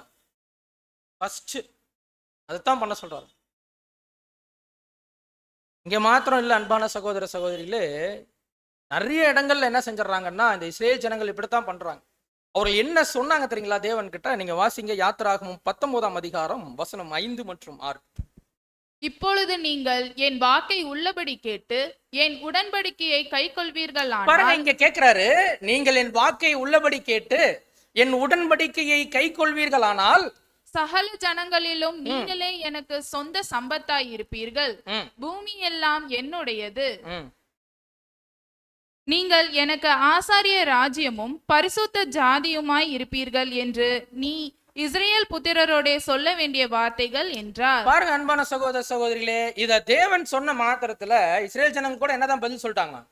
நீங்க என் வாக்கை உள்ளபடி கேட்டு என் உடன்படிக்கையை நீங்கள் கை கொள்வீர்களானால் நீங்களே என்ன செய்வீங்க? எனக்கு சொந்த சம்பத்தா இருப்பீர்கள் அப்படின்னு சொல்லும் போது இவங்க என்ன சொன்னாங்க? சரிங்க தேவனே, நாங்க என்ன செய்யறோம், சொல்றதெல்லாம் கேட்கிறோம் சொன்னாங்களா இல்லைங்களா? செஞ்சுட்டாங்களா? இதே வசனம் அன்பான சகோதர சகோதரிகளே இன்னைக்கு ஆவிக்குரிய இஸ்ரேல் ஜனங்களாக இருக்கிற நமக்கு அப்படியே அப்ளை பண்ணி பார்க்கலாம். என் வாக்கை நீங்கள் உள்ளபடி கேட்டு, நாம் ஒரு உடன்படிக்கையை செஞ்சிருக்கிறோம் இல்லைங்களா? என் உடன்படிக்கையை நீங்கள் கை கொள்வீர்களானால் சகல ஜனங்களிலும் நீங்கள் எனக்கு சொந்த சம்பத்தா இருப்பீர்கள் சொன்னாருங்களா? நாம் அவருடைய பிள்ளைகள் நாங்க சொல்றோங்களா? அப்போ நாம் கூட என்ன சொல்லிட்டு தான் வந்தோங்க? உங்கள் வாக்கை உள்ளபடி கேட்டு அது எப்படி இருக்குதோ, உங்க விருப்பம் என்னவோ, உங்க சித்தம் என்னவோ அதை அப்படியே செய்யறோம் தேவனே சொன்னோங்களா? அன்பான சகோதர சகோதரிகளே, அதை செய்வதற்கு நாம முயற்சிகள் நாங்கள் ஏறெடுத்துட்டு இருக்கிறோம், விசுவாசிக்கிறோம் இல்லைங்களா? ஆனா பார்க்கும்போது இந்த ஜனங்கள் அவங்க என்ன செய்யவே இல்லைங்க, செய்யவே இல்லைங்க. இவங்களுடைய அந்த வணங்காத கழுத்துள்ள அந்த ஜனங்கள் அவர்கள் எப்படி இருந்திருக்கிறாங்க பாருங்க. எத்தனை கட்டளைகள் கொடுத்தாருங்க தேவன் அவங்களுக்கு? 3000க்கும் அதிகமான நியாய பிரமாணங்கள் அங்க இருந்துச்சு இல்லைங்களா? இவைகள் எல்லாவற்றையும் 10 கட்டளைகள் அங்க என்ன பண்ணியிருந்தாருங்க, கொடுத்திருந்தாரு. அதோடைய பிரீஃப் எக்ஸ்பிளனேஷன் தான் எப்படி இருக்குன்னு சொல்லி பார்க்கும்போது அதோடைய விளக்கங்களா தான் என்ன இருக்குங்க, 3000க்கும் அதிகமான நியாய பிரமாணங்களும் இதன் விஷயத்துல தான் இருக்குங்க. அவைகள்ல அநேக விஷயங்களை அவர்கள் கை கொள்ளாம போயிட்டாங்க. ஆனா நமக்கு அன்பான சகோதர சகோதரிகளே, கர்த்தர் இயேசு கிறிஸ்துவின் மூலமாக அங்க இவைகள் எல்லாவற்றிற்கும் மேலாக ஒரு கற்பனை அங்க கொடுக்கப்பட்டிருந்துச்சுங்க. இந்த எல்லா கட்டளைகளுக்கும் மேல அங்க சீல் வைக்கிற மாதிரி ஒரு கட்டளை வச்சிருந்தாரு. என்ன கட்டளைங்க? 2 கட்டளை சொல்லியிருக்கிறாருங்க. என்னதுங்க? கட்டளையே தெரியலைங்களா? என்ன செய்யணுங்க? முதல்ல நம்முடைய முழு இருதயத்தோடு நம்ம என்ன செய்ய வேண்டியிருக்குன்னா, அங்க நாம தேவனுக்கு அங்க என்ன செய்யணுங்க, அன்பு செலுத்தணும். சகோதர சகோதரிகளே, அவங்களுக்கு அங்க கொடுக்கப்பட்டிருந்ததான நியாய பிரமாணங்கள் ரொம்ப அதிகம் இல்லைங்களா? 3600க்கும் மேலைங்களாம். ஆனா நமக்கு என்ன செய்யறாருங்க? 2 வைக்கிறாருங்க. ஃபர்ஸ்ட் பார்த்துட்டோம், தேவன் மேல அன்பு வைக்கணும். 2வது நம்மை நேசிக்கிறது மாதிரி என்ன செய்யணுங்களாம், அங்க பிறரை அங்க நேசிக்கக்கூடியவர்களாக இருக்கணும். இதுல முதல் விஷயத்தை நம்ம என்ன செஞ்சிருவோங்களா? காண்கிற சகோதரிடத்தில் அன்பு கூறலன்னா காணாத தேவனிடத்துல எப்படி நம்ம அன்பு செலுத்த முடியும்? இப்ப காண்கிற சகோதரர்கிட்ட அன்பு செலுத்துறோங்களா? இல்லைன்னா அப்ப முதல் கட்டளை என்ன ஆயிடுச்சுங்க? தேவன் மேலே என்ன இல்லைங்க இப்போ இல்ல, வணங்கா கழுத்துள்ள ஜனங்கள். அப்புறம் தாங்க நம்மை நேசிக்கிறது, பிறரை நேசிக்கிறதெல்லாம். சகோதர சகோதரிகளே, நம்ம பார்க்கும்போது என்ன காரணம்? நம்முடைய குணாதிசயமே அப்படித்தாங்க சரிங்களா? இஸ்ரேல் ஜனங்களுடைய குணாதிசயமே எப்படித்தான் இருந்துச்சுன்னா, எகிப்துல அவங்க அப்படியே பழகி போயிருந்தாங்க. அதனாலதான் என்ன செஞ்சுட்டாங்க, வணங்காத கழுத்துள்ளவர்களாக மாறிட்டாங்க. இங்க நாம் கூட அன்பான சகோதர சகோதரிகளே, இந்த அன்பு என்ற விஷயம் வைக்கும் போது நம்மளால என்ன செய்ய முடியலைங்க. அன்பை பத்தின பெரிய டெஃபினிஷன் நம்ம பார்க்கிறோம். கொரிந்தியருக்கு எழுதின நிருபத்துல 13ஆம் அதிகாரத்துல அங்க பேசுறாரு இல்லைங்களா அப்போஸ்தலனாகிய பவுல். அன்பு என்ன செய்யலாம், ஒரு காலம் அழியாதுங்களாம். அழியுங்களா? அழியாது. நாம் கூட எதை நோக்கி பயணிச்சுட்டு இருக்கிறோம்? அழியாமை, சாகாமை. அன்பை தரித்து கொள்ளாமல் என்ன செய்ய முடியாதுங்க, அன்பை நாம தரித்து கொள்ளாமல் என்ன செய்ய முடியாதுங்க, அழியாமை சாகாமையை தரித்து கொள்ள முடியாது. அன்பான சகோதர சகோதரி, முதல் கட்டளையாவே நம்ம என்ன பார்க்கிறோம்னா, இந்த முதல் விஷயமே என்னன்னா, அவங்க இவ்வளோ பெற்றுக்கொண்டால் நன்மையை பெற்றுக்கொண்டாலும் தேவன் மேல அங்க என்ன வைக்கல, அங்க அன்பு வைக்கல. அதனால என்ன செய்ய முடியலன்னா, அவர்களால அந்த கட்டளைகளை அங்க என்ன செய்ய முடியலன்னா, கற்பனைகளை அங்க நிறைவேற்ற முடியல. சகோதர சகோதரி, நாமும் கூட இன்றைய நாள்ல அப்படித்தான் இருக்கிறோம். நம்முடைய அநேக பலவீன சூழ்நிலைகள்ல நாம் நம் மீது அதிக அன்பு வைத்துட்டு தேவன் மேல அன்பு வைக்காததுனால என்ன செஞ்சிடறோங்க, அவருடைய கற்பனைகளை கை கொள்ளாம முடியாம போயிருதுங்க. அப்ப நம்ம என்ன செய்யணும்? வணங்குற கழுத்துள்ள ஜனங்களாக ஃபர்ஸ்ட் என்ன செய்யணுங்க? மாறக்கூடியவர்களாக இருக்கணும். இது முதல் கல் அங்க இருக்குது சகோதர சகோதரிகளே. அப்போ இதை நாம முதல்ல என்ன செய்யணுங்க? எடுத்து போடணும். போட்டோன்னா என்ன செய்யலாம்? நடந்து போகலாம் சீரா. இப்போ அடுத்து நம்ம பார்க்கலாம் சகோதர சகோதரிகளே, ஒரு கல் அங்க இருக்குது. இது இஸ்ரேல் ஜனங்களுக்கு ரொம்ப விருப்பமான ஒரு கல். அங்க எப்ப பார்த்தாலும் என்ன செஞ்சிருவாங்கன்னா, இவங்க அந்த நடந்து போகும்போதெல்லாம் என்ன செஞ்சிருவாங்கன்னா, அந்த கல்ல அங்க இடிச்சு இடிச்சு விழுந்துட்டே இருப்பாங்க. அவர்களை அதிகமாக தடுமாறி விழ செய்த கற்கள்ல ஒரு கல் இருந்தாங்க. அவர்கள் கலகமும் முறுமுறுப்பும். எப்பெல்லாம் இதை செஞ்சாங்க தெரியுங்களா? எப்பெல்லாம் செஞ்சாங்க நம்மளால சொல்ல முடியுங்களா? பாருங்க, நமக்கு ஒரு வசனம் கொடுக்கப்பட்டிருக்குது. சமயம் வாய்த்தாலும் வாய்க்காவிட்டாலும் திருவசனத்தை என்ன பண்ணுங்க? ஆனா இவங்க என்ன தெரியுங்களா பண்ணிட்டு இருந்தாங்க? சமயம் வாய்க்கும் போதெல்லாம் என்னதான் பண்ணாங்க? இவர்கள் கலகம் பண்ணுவதும் முறுமுறுப்பு செய்வதும் தான் என்ன செஞ்சுட்டு இருந்தாங்கன்னா சகோதர சகோதரிகளே அங்க செஞ்சுட்டு இருந்தாங்க அப்படின்றத நம்ம பார்க்கிறோம். நீங்க வாசிக்கலாம் பாருங்க, என்னாகமும் 14ஆம் அதிகாரம் 1வது வசனம். அப்பொழுது சபையார் எல்லாரும் கூக்குரலிட்டு புலம்பினார்கள். ஜனங்கள் போதுங்க ஸ்டெப். அப்போ என்ன செஞ்சுட்டு இருக்கிறாங்க? அங்க இருக்கிறவங்க கூக்குரலிட்டு அழுகுறாங்களாம். இந்த சம்பவம் குறிப்பிட்டு இந்த என்னாகமும் 14ஆம் அதிகாரம் 1வது வசனத்தில் நடக்கிற இந்த சம்பவம் எங்க நடக்குன்னு பார்க்கும்போது, இந்த இஸ்ரேல் ஜனங்கள் வந்து கானான் தேசத்துக்குள்ள போறதுக்கு முன்னாடி அந்த வேவு பார்க்கறதுக்காக அங்க அனுப்பி வைக்கிறாங்க இல்லைங்களா? 12 பேர்களை அங்க அனுப்புறாங்க, கோத்திரத்துக்கு ஒருத்தரா. அப்ப போய் பார்த்துட்டு வந்து என்ன சொல்றாங்கன்னா, அதெல்லாம் நம்மளால என்ன செய்ய முடியாது, உள்ள போகவே முடியாது, அவங்க பார்க்கறதுக்கு ராட்சதர்கள் போல இருக்கிறாங்கன்னு சொன்ன உடனே அப்பதான் என்ன செய்யறாங்க? இவங்க அழுவ ஆரம்பிக்கிறாங்க சகோதர சகோதரிகளை. இங்க பாருங்க, எகிப்து அந்த சேனைகள் எவ்வளவு பெரிய சேனை அங்கிருந்து என்ன செய்யறாருங்க? தேவன் விடுவித்து கூட்டிட்டு வராரு. செங்கடலையே பிரிச்சு என்ன பண்றாங்க? கண்ணு மாடி பார்த்துருக்குறாங்க. பிரிச்சு என்ன செய்யறாருங்க? 2ஆ பிளக்குதுங்க. நடந்து என்ன பண்றாங்க? வராங்க. சாப்பாடே கிடைக்காதுங்க. வானத்துல இருந்து என்ன கிடைக்குதுங்க? மண்ணா கிடைக்குது. இப்போ இப்படி எல்லாம் என்ன செய்யறாருங்க? அங்க தேவன் விசேஷமாக அவர்களை வழிநடத்தி வந்த போதிலும் அவர்கள் இந்த இடத்துல வந்தோன்னு என்ன சொல்லியிருக்கணும்? நம்ம முன்னாடி அவ்வளோ பெரிய செங்கடலே இருந்துச்சு, அதையே என்ன செஞ்சுட்டாருங்க தேவன்? அங்க பிளந்து நம்மளை கூட்டிட்டு வந்தாரு. அதனால நம்மள என்ன செய்யலாம்? நிச்சயமாக தேவன் மேல நம்ம விசுவாசம் வைக்கும் போது அவர் என்ன செய்வாருங்க? நமக்கு அந்த கானான் தேசத்தை அவர் கொடுப்பாருன்னு அவங்க விசுவாசிச்சிருந்தாங்கன்னா அதை என்ன பண்ணிருப்பாங்க? பெற்று இருப்பாங்க. ஆனா அவங்க என்ன பண்றாங்க பாருங்க, தொடர்ந்து வாசிங்க சிஸ்டர். இஸ்ரேல் புத்திரர் எல்லாரும் மோசேக்கும் ஆரோனுக்கும் விரோதமாக முறுமுறுத்தார்கள். யாருக்கு விரோதமா முறுமுறுக்கிறாங்க பாருங்க, இதை ஞாபகம் வச்சுக்கோங்க. மோசேக்கும் ஆரோனுக்கும் விரோதமா என்ன செய்யறாங்க? அங்க முறுமுறுக்கிறாங்க. தொடர்ந்து வாசிங்க சிஸ்டர். சபையார் எல்லாரும் அவர்களை நோக்கி, எகிப்து தேசத்திலே செத்து போனாமானால் நலமாய் இருக்கும். இவங்களுக்கு எப்பவுமே எதைதான் ஞாபகம் இருக்குதுங்க? எகிப்து தேசத்தை மாத்திரம் தான் ஞாபகம் வச்சுட்டே இருக்கிறாங்க. இவ்வளோ தூரம் தேவன் என்ன செஞ்சிருக்கிறாரு? நம்மளை அங்க கூட்டிட்டு வந்திருக்கிறார். நம்மளுடைய பாதரட்சைகள் கூட என்ன ஆகல, அங்க பிஞ்சு கூட போகல. நம்ம ட்ரெஸ் கூட என்ன ஆகல, ஒண்ணுமே ஆகல. அவர் மேகஸ்தம்பம் வச்சு வழி நடத்துறாரு, அக்னி ஸ்தம்பம் வச்சு வழி நடத்துறாரு, மண்ணா கேட்டா கொடுக்கிறார், இறைச்சி கேட்டா கொடுக்கிறார். ஆனா இப்ப என்ன செய்யறாங்க? மறுபடியும் அங்க முறுமுறுக்கிறாங்க. யாருக்கு விரோதமா? மோசேக்கும் ஆரோனுக்கும் விரோதமாக முறுமுறுத்து, நாங்கள் எகிப்திலே செத்து போயிருந்தால் என்ன பண்ணிருக்கலாங்களாம்? நலமா இருக்கும். இந்த வனாந்தரத்துல நாங்க செத்தா கூட பரவாயில்ல, ஆனா அவங்க கையில நாங்க என்ன பண்ணிடக்கூடாதுங்க? போய் சாவக்கூடாது. அப்ப இவங்களுடைய விசுவாசத்தினுடைய அளவு பாருங்க அன்பான சகோதர சகோதரி எப்படி இருந்திருக்குது. வாசிங்க 14:3. நாங்கள் பட்டயத்தால் மடியும் படிக்கும், எங்கள் பெண் ஜாதிகளும் பிள்ளைகளும் கொள்ளையாகும் படிக்கும் கர்த்தர் எங்களை இந்த தேசத்துக்கு கொண்டு வந்தது என்ன? எகிப்துக்கு திரும்பி போகிறதே எங்களுக்கு உத்தமம் அல்லவோ என்றார்கள். பாருங்க என்ன சொல்லிட்டாங்க. இவ்வளோ தூரம் வந்துட்டாங்க இல்லைங்களா? இப்ப என்ன சொல்றாங்க? எகிப்துக்கு நாங்க திரும்பி போனோம்னா கூட ரொம்ப பரவாயில்லைங்க, இவர்கள் கையில நம்மளால என்ன செஞ்சிடவே முடியாது, சாவறதுக்கெல்லாம் நம்மளால முடியாது அப்படி சொல்றாங்க. பாருங்க எந்த அளவிற்கு இவருடைய மனநிலை இருக்குது பாருங்க. தூதர்கள் உண்ணக்கூடிய உணவு இல்லைங்களா, மன்னா, அதை கொடுத்தா அது எப்படி இருக்குதுங்களா? இவங்களுக்கு வெறுப்பா இருக்குதுங்க. தேவன் அந்த உணவை எங்க கொடுத்தா கூட என்ன சொல்லிடுவாங்க? வெறுப்பா இருக்குது. எதை எடுத்தாலும் என்ன செஞ்சிருவாங்கன்னா இவர்கள் முறுமுறுக்க அங்க ஆரம்பிச்சிருவாங்க. இப்ப யாருக்கு விரோதமா முறுமுறுத்தாங்க? 9வது வசனம் வாசிங்க. 14:9.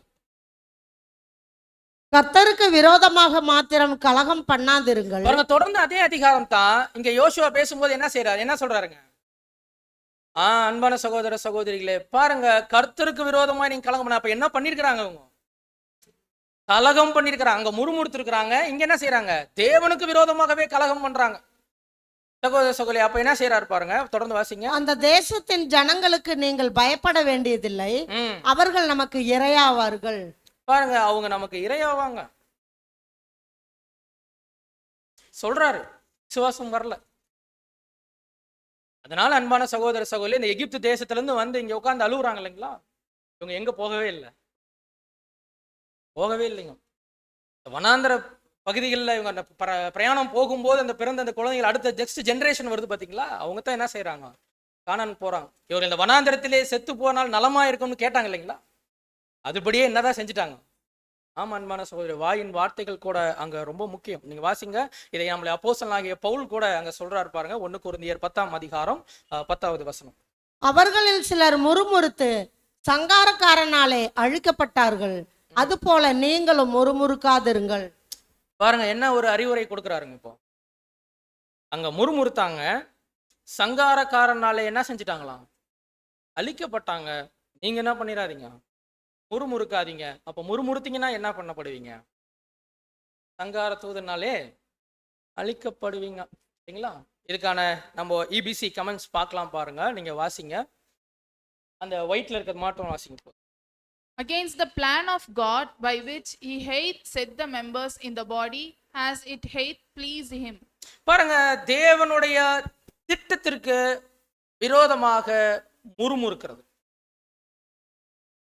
தேவன் இவர்களை இப்படித்தான் கூட்டிட்டு போகணும்னு என்ன பண்ணியிருந்தாருங்க, அங்க ஒரு பிளான் வச்சிருந்தார், அதற்கான ஏற்பாடுகள் வச்சிருந்தார். இவர்கள் எத்தனை நாள் அந்த எகிப்து தேசத்துல, எத்தனை வருடங்கள் அங்க இருக்கணும் திட்டம், இவர்கள் வனாந்திர பயணத்துல எப்படித்தான் போகணும் திட்டம் இருந்துச்சு. ஆனா இவங்க என்ன செஞ்சாங்க, அவைகளுக்கு விரோதமாக அங்க பேச ஆரம்பிச்சிருக்கிறாங்க. அடுத்து வாசிங்க, நான் ஒயிட் மட்டும் வாசிங்க. Murmurings against the divine arrangement are really murmurings against the God himself. தேவனுடைய ஒழுங்கின் ஏற்பாட்டிற்கு விரோதமாக முறுமுறுக்கிறோம் அப்படின்னா அது யாருக்கு விரோதமாக முறுமுறுக்கிறதா மாறுதுன்னா தேவனுக்கு விரோதமாக முறுமுறுப்பதாக அங்க மாறுது. அப்போ இவங்க ஆரோனை மோசேவே அங்க என்ன செய்யறாங்க, முறுமுறுக்கிறாங்க. ஆனா வழி நடத்திட்டு இருக்கிறது யாருங்க, இவங்க ஜஸ்ட் யாரு, ஒரு கருவித்தான் இல்லைங்களா. அப்போ இந்த ஏற்பாடை செய்திருக்கிறது அங்க யாருன்னு பார்க்கும்போது அங்க தேவன் அங்க செஞ்சிருந்தார். இவைகளுக்கு விரோதமாக முறுமுறுக்கும் போது இல்லைங்களா, இது நமக்கு கூட எப்படித்தாங்க ஒரு பாடம் தான். அப்போஸ்தலனாகிய பவுல் சொல்றாரு, முறுமுறுக்காது இருங்கள். தேவனுடைய ஏற்பாட்டுகளுக்கு விரோதமாக பேசிட்டோம் அப்படின்னா அது தேவனுக்கு விரோதமாக பேசிட்டதா அர்த்தம். ஒருவேளை தேவனுடைய திட்டத்துக்கு விரோதமாக நம்ம பேசிட்டோம் அப்படின்னா அது யாருக்கு விரோதமா பேசினதா அர்த்தம், தேவனுக்கு விரோதமா பேசினதாக அர்த்தம். அப்ப என்ன தேவனுடைய திட்டம் இல்லைங்களா, என்ன தேவனுடைய திட்டம் நம்ம பார்க்கலாம். அன்பான சகோதர சகோதரி, நீங்க ரீப்ரிண்ட் நம்பர் 4502 வாசிங்க. The murmurs மன்னிக்கணும், நீங்க முன்னாடி இருக்க ரீப்ரிண்ட்லயே ஒயிட் லெட்டர்ஸ் வாசிங்க. The suggestion of the work do without murmuring. பாருங்க, இப்போ ஒரு சஜஷன் அங்க கொடுக்கறாருங்க, ஒரு பரிந்துரை. முறுமுறுக்காதீங்கன்னு சொல்லிட்டாங்க, ஆனா ஒரு பரிந்துரை கொடுக்கறாங்க. என்ன பண்ணும், do without murmuring, without complaining, without fault finding. குறை கண்டுபிடிக்காமல், குறை பேசாமல் நீங்க என்ன செய்யுங்க, எது செஞ்சாலும் செய்யுங்க. தான் சஜஷன். பாத்தீங்களா அன்பான சகோதர சகோதரி, முறுமுறுத்துட்டோம் அப்படின்னா என்ன ஆயிடும், சங்கார தூதனால என்ன செய்யப்பட்டிருக்கிறாங்க. அன்பான சகோதர சகோதரி, நம்ம ஜாக்கிரதையாக அங்க இருக்கணும். ரீப்ரிண்ட் நம்பர் 4502ல 4th பேசேஜ்ல The murmurs and complainers in இந்த முறுமுறுக்கிறவர்களும் குறை சொல்றவங்களும் என்ன பண்ணிட்டு இருக்காங்க, இந்த ஆவிக்குரிய இஸ்ரேல் ஜனங்கள் பத்தி பேசல. இங்க யாரை பத்தி பேசியிருக்காருன்னா இங்க மாம்சீக இஸ்ரேல் ஜனங்களுக்கு அங்க நடந்ததை பத்தி பேசுறாருங்க. இங்க குறை கண்டுபிடிச்சிட்டு இங்க முறுமுறுத்துட்டு இருக்கக்கூடிய இந்த மாம்சீக இஸ்ரேல் ஜனங்களை அங்க தேவன் என்ன செய்யல தெரியுங்களா, வாசிங்க. The murmurs and complainers in typical Israel were not permitted to enter into Canaan's blessing. இவங்களை கானான் தேசத்திற்குள்ளாக அதனுடைய ஆசீர்வாதத்தை அனுபவிப்பதற்கு தேவன் என்ன செய்யவே இல்லை தெரியுங்களா, அனுமதிக்கவே இல்லை. தேவனுடைய ஏற்பாடுகள் விரோதமாக அங்க முறுமுறுத்துட்டோம் அப்படின்னா அன்பான சகோதர சகோதரிகளே, நமக்கு கூட என்னதாங்க, ஆவிக்குரிய இஸ்ரவேலுக்கு கூட என்னதாங்க இருக்குது, அந்த பரம கானானுடைய ஆசீர்வாதங்களை ருசி பார்ப்பது என்பது அதற்கான அனுமதியை நம்ம என்ன பண்றோம், இழந்து போறோம். அன்பான சகோதர சகோதரிகளே, இது நம்ம ரொம்ப கவனம் கொடுக்கணும். என்ன காரணம், ஏன் முறுமுறுத்துட்டே இருக்கிறாங்க இஸ்ரேல் ஜனங்கள்? அப்ப காரணம் கண்டுபிடிக்கணும் இல்லைங்களா? இப்ப இஸ்ரேல் ஜனங்கள் எப்பவுமே முறுமுறுத்துட்டே இருக்கிறாங்க, அது நமக்கு எல்லாருக்கும் தெரியும். ஆனா ஏன் முறுமுறுத்துட்டே இருந்தாங்க தெரியுங்களா? நீங்க வசனம் வாசிங்க பாருங்க. யாத்ராகமம் 12ஆம் அதிகாரம் 38வது வசனம். அவர்களோட கூட பல ஜாதியான ஜனங்கள் அநேகர் போனதுமன்றி மிகுதியான ஆடு மாடுகள் முதலான மிருக ஜீவன்களும் போயிற்று. பாருங்க, யார் யாரெல்லாம் போயிருக்கிறாங்க? இஸ்ரேல் ஜனங்கள் போயிருக்கிறாங்க. அவங்க கூட யார் போறாங்க? அவங்க கூட யாரெல்லாம் போறாங்க? பாருங்க, முக்கியமான விஷயத்த நம்ம எப்பவுமே என்ன பண்ணிடுறோம்? ஸ்கிப் பண்ணிடுறோம். என்ன செய்யறாங்க? பல ஜாதியான ஜனங்கள். இஸ்ரேல் ஜனங்கள் மாத்திரம் தானே போகணும். இஸ்ரேல் ஜனங்களை மாத்திரம் தானே மோசே அழைச்சிட்டு வந்தாரு. எப்படி பல ஜாதியானவங்க வந்தாங்க? பாருங்க அன்பான சகோதர சொல்ல, எகிப்திலேயே இவங்க என்ன செஞ்சிருக்கிறாங்கன்னா புற ஜாதியார்களோடு அங்க சம்பந்தம் கலந்துருக்கிறாங்க. இதற்கு நீங்க இன்னும் ரீபிரிண்டினுடைய விளக்கங்கள் அங்க கமெண்ட்ஸ் எல்லாம் நீங்க போய் பார்க்கும்போது, இவர்களே அங்க அடிமையா இருந்துட்டாலும் இவர்களுக்கு கூட சில அடிமைகள் என்ன பண்ணிருக்கிறாங்க, அங்க இருந்திருக்கிறாங்க. இவங்க வரும்போது அவர்களையும் சேர்த்து என்ன பண்ணிருக்கிறாங்க, கூட்டிட்டு வந்திருக்கிறாங்க. அன்பான சகோதர சகோதரிகளே, இவங்க பாருங்க அப்பவே என்ன பண்ணிருக்காங்கன்னா அந்நிய நுகத்தில் அங்க பிணைச்சிருக்கிறாங்க. அது இல்லாம என்ன செஞ்சிருக்கிறாங்கன்னா மற்ற அங்க வேலை செய்யக்கூடியவர்களையும் கூட்டிக்கிட்டே என்ன பண்ணிட்டாங்க, இவங்க வந்துட்டாங்க. இவங்க தான் என்ன செய்யறாங்கன்னா அன்பான சகோதர சகோதரிகளே, எப்பெல்லாம் இந்த இஸ்ரேல் ஜனங்கள் அங்க முறுமுறுக்கிறாங்களோ அப்பெல்லாம் பின்னாடி இருந்து இதை ஆரம்பிச்சு வைக்கிறதே யார் தாங்க? இவங்க தாங்க. நீங்க வாசிச்சு பாருங்க, என்னாகமும் 11ஆம் அதிகாரம் 4வது வசனம். என்னாகமும் 11:4. பின்பு அவர்களுக்குள் இருந்த பல ஜாதியான அந்நிய ஜனங்கள் மிகுந்த இச்சை உள்ளவர்கள் ஆனார்கள். இஸ்ரேல் புத்திரரும் திரும்ப அழுது ஃபர்ஸ்ட் யார் ஆரம்பிச்சு வைக்கிறாங்க? அந்நிய ஜாதியான ஜனங்கள். அவங்க என்ன செய்யறாங்கன்னா இச்சை உள்ளவர்கள் ஆனார்கள். இது எதுக்குன்னா அந்த மன்னாவை குறித்து அங்க பேசுறாங்க. அன்பான சகோதர சகோதரி, இந்த மன்னா எங்களுக்கு வெறுப்பா இருக்குதுங்கிறாங்க இல்லைங்களா? இதை ஆரம்பிச்சு வச்சதே யாரு தாங்க? அந்நிய ஜாதியான அந்த ஜனங்கள் தான். வாசிங்க என்னாகமும் 11:5. நாம் எகிப்திலே கிரயமில்லாமல் சாப்பிட்ட மச்சங்களையும் வெள்ளரிக்காய்களையும் கொம்மட்டி காய்களையும் கீரைகளையும் வெங்காயங்களையும் வெள்ளை பூண்டுகளையும் நினைக்கிறோம். பாருங்க, இவங்களுக்கு இதெல்லாம் சொல்லி முறுமுறுத்து கேட்டாங்க. கிடைச்சிச்சுங்களா? தேவன் கொடுத்தாரா இல்லைங்களா? மிகுதியா கொடுத்தாருங்க இல்லைங்களா? இது 2வது தடவை அங்க நடக்கிறத நம்ம பார்க்கிறோம். அவங்களுக்கு மிகுதியா பெற்றுக்கொள்றாங்க. ஆனா இதனுடைய முடிவு அங்க எப்படி இருந்துச்சுன்னு பார்க்கும்போது, நீங்க ரீப்ரிண்ட் 5306 தமிழ்ல இருக்குது, அது போடுங்க. 5306 5306 இருக்குது. வாசிங்க, ரெட்ல இருக்கிறது மட்டும் வாசிங்க. முணுமுணுப்பவர்களின் பிரார்த்தனைகள் பதிலளிக்கும் போது பெரும்பாலும் துக்கத்தை அளிக்கின்றன. பாருங்க, இவங்க என்ன கேட்டாங்க? சாப்பாடு தான் கேட்டாங்க, அத்தியாவசியம் தான், ப்ரொவிஷன்ஸ் தான் கேட்கறாங்க. ஆனா என்ன செஞ்சிருக்கிறாங்க? முறுமுறுத்துட்டாங்க. அதனால அந்த முறுமுறுப்புக்கான பதில் என்ன கிடைச்சிருச்சு தெரியுங்களா? என்ன துக்கம்? நம்ம ஆல்ரெடி பாடங்கள் பார்த்துருக்கிறோம். கிம்ரோத் அத்தாவா இல்லைங்களா? பேராசையின் கல்லறையே உருவாயிருக்குதுங்க. அங்கத்தான் அவங்க அத்தனை பேரும் என்ன செஞ்சாங்கன்னா அங்கதான் புதைக்கப்பட்டாங்க. அத்தனை பேரும். அன்பான சகோதர சகோதரி, இவ்வளவு இஸ்ரேல் ஜனங்கள் அங்க சங்கரம் ஆவதற்கு காரணமாக இருந்தது யாருன்னா இந்த புறஜாதியான ஜனங்கள். எப்படி வந்திருக்கிறாங்க நம்ம பார்த்தோம் இல்லைங்களா? இன்றைக்கு கூட அன்பான சகோதர சகோதரிகளே, ஆவிக்குரிய இஸ்ரேல் ஜனங்களாக இருக்கிற நமக்குள்ள கூட யாரும் இருப்பா? எப்படி? அந்நிய நுகத்தில் பிணைக்கப்படுறது இல்லைங்களா? ஒரு புது சிருஷ்டி, சத்தியம் தெரியாத அந்நிய ஜனங்கள் மத்தியில என்ன செய்யறதுங்க? திருமணம் செய்து கொள்றது, அவர்கள் வர்றது இல்லைங்களா? அவருடைய பாரம்பரியத்தோடு கலக்கிறது. என்ன நடக்குங்க? என்ன நடக்கும்? தானாவே நம்மள என்ன செய்ய ஆரம்பிச்சிருவோம்? அவர்களோடு கூட இணைந்து அங்க செயல்பட ஆரம்பிச்சிருவோம். அன்பான சகோதரர்களே, ஒரு டைப். இன்னொரு டைப் இருக்குது, ரொம்ப ஆழமான பாயிண்ட். அந்நிய ஜாதியான ஜனங்கள். பாருங்க, விருத்த சேதனம் பண்ணவங்க தான் யாருங்க? இஸ்ரேல் ஜனங்கள். விருத்த சேதனம் இல்லாதவங்க அந்நிய ஜனங்கள். இருதயத்துல விருத்த சேதனம் பண்ணவங்க யாரு? ஆமாங்க, பேரளவிற்கு என்ன செஞ்சிருப்பாங்கன்னா அநேகர் அப்படின்னு குறிப்பிடுறாங்க. பேரளவிற்கு அங்க உடன்படிக்கை செய்து தாங்களும் என்ன செஞ்சிருப்பாங்க? இந்த ஓட்டத்துல, இந்த பயணத்துல இணைத்து கொண்டு அங்க வந்துட்டு இருப்பாங்க. அன்பான சகோதர சகோதரிகளே, இருதயத்தில் விருத்த சேதனம் இல்லாத ஜனங்களா இருப்பாங்க. அந்த இருதயத்துல அழுக்கு இருக்கும், அதை எடுத்துவே போட்டிருக்க மாட்டாங்க. இவங்க யாரு கிடையாதுங்க? ஆவிக்குரிய இஸ்ரேல் ஜனங்கள் கிடையாது. ஆனா இவங்க எங்க தான் இருக்கிறாங்க? ஆவிக்குரிய இஸ்ரேல் ஜனங்களுக்கோட தான் இருப்பாங்க. எல்லா முறுப்புறுப்புகளையும் எல்லா கலகத்தையும் ஆரம்பித்து வைக்கக்கூடியவர்கள் யாரா தான் இருப்பாங்க? யாரா தான் இருந்தாங்க? அன்பான சகோதர சகோதரிகளே, நம்ம கவனம் கொடுக்கணும். அப்போ ஜாக்கிரதையாக நாம் இந்த இடத்துல இருக்க வேண்டியது. எப்பெல்லாம் அதிருப்தி வருதோ அப்பதான் என்ன செய்வாங்க? முறுமுறுக்கிறது. ஆனா நம்ம என்ன செய்யறோம்? தினமும் என்னுடைய காலை தீர்மானம் நம்ம வாசிக்கிறோம் இல்லைங்களா? என்ன சொல்லுவோம் நம்ம? என்னுடைய அதிகாலையின் சிந்தையின் விருப்பம் என்னவெனில், காலைல எந்திரிச்சோன்னு சொல்றதுங்க. நம்ம விருப்பம் அப்படித்தான் இருக்கணும்.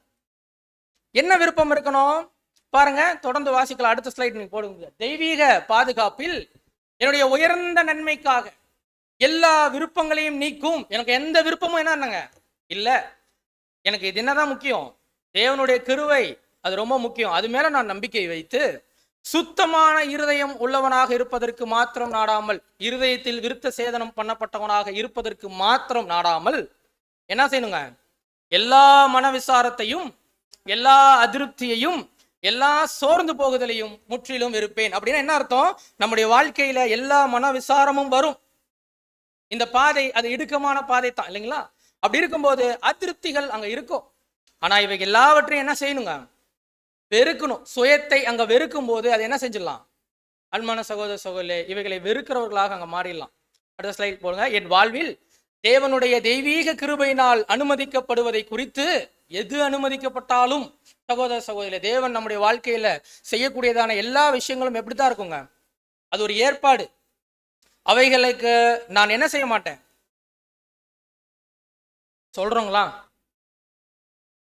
சொல்றோம், சொல்றாங்க. அப்படின்னா என்ன அர்த்தம்? அப்படின்னா சொல்றோம் அவ்வளவுதான் அப்படின்னு அர்த்தம்.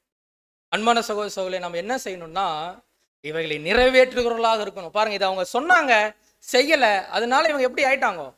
அங்க தேசத்திற்குள்ள பிரவேசிக்கவே முடியலைங்க. அப்போ நாம எப்படி செய்யணும்னா, எது நடந்தாலும் தேவனிடத்தில் உறுதியான விசுவாசம், நம்பிக்கை நமக்கு வேணும். அன்பான சகோதர சகோதரி, இருந்துருச்சுன்னா நம்முடைய வாழ்க்கையில் அனுமதிக்கப்படக்கூடிய எந்த சூழ்நிலைகளிலும் நம்ம என்ன செய்ய மாட்டோம்? முறுமுறுக்க மாட்டோம். அங்க கலகம் அங்க செஞ்சுட்டு இருக்க மாட்டோம். நம்ம பின்வாங்கி போக மாட்டோம். அன்பான சகோதர சகோதரி, இது ரொம்ப முக்கியம். பிலிப்பியர் 2ஆம் அதிகாரம் 16வது வசனம் வாசிங்க. பிலிப்பியர் 2:16. எல்லாவற்றையும் முறுமுறுப்பில்லாமலும் தர்க்கிப்பில்லாமலும் செய்யுங்கள். பாருங்க, நீங்க செய்யற எல்லா காரியங்களிலும் முறுமுறுப்பு பண்ணாதீங்க, தர்கிப்பு அங்க செய்யாதீங்க. அப்படியே என்ன பண்ணுங்க? எல்லா வேலைகளையும் செய்யுங்க. நீங்க எதையுமே செய்யாதீங்கன்னு அங்க சொல்லல. செய்யற வேலைகள்ல என்ன செஞ்சிடாதீங்க, முறுமுறுப்போ தர்கிப்போ இல்லாம செய்யுங்க. அன்பான சகோதர சொல்லி அப்படின்னு சொல்லியிருக்கிறாரு. அப்படித்தான் நாம என்ன செய்யணுங்க? நம்ம எல்லாரும் இப்படி இருந்தோம்னா சங்கார தூதனுடைய கையில இருந்து என்ன செஞ்சிடலாம்? தப்பிச்சிடலாம். கானான் தேசத்துக்கு இன்னொரு ஸ்டெப் என்ன செஞ்சிடலாம்? எடுத்து வச்சிடலாம். அன்பான சகோதர சகோதரிகளே, இந்த கற்களை நாம எடுத்து போடணும்.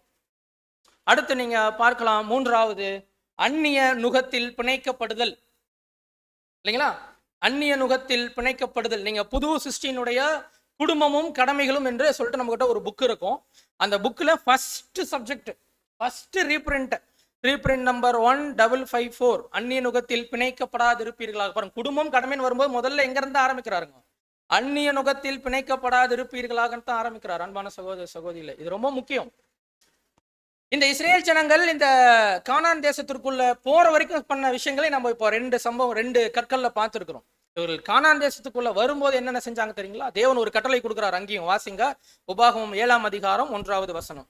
நீ சுதந்தரிக்கிற போகிற தேசத்தில் உன் தேவனாகிய கர்த்தர் உன்னை பிரவேசிக்க பண்ணி, உன்னை பார்க்கிலும் ஜனம் பெருத்த ஜாதியாகிய எத்தியர், கிரேக்கசியர், எமோரியர், கானானியர், பெரிசியர், ஏவியர், எபுசியர் என்னும் 7 பலத்த ஜாதிகளை உனக்கு முன்பாக துரத்தி.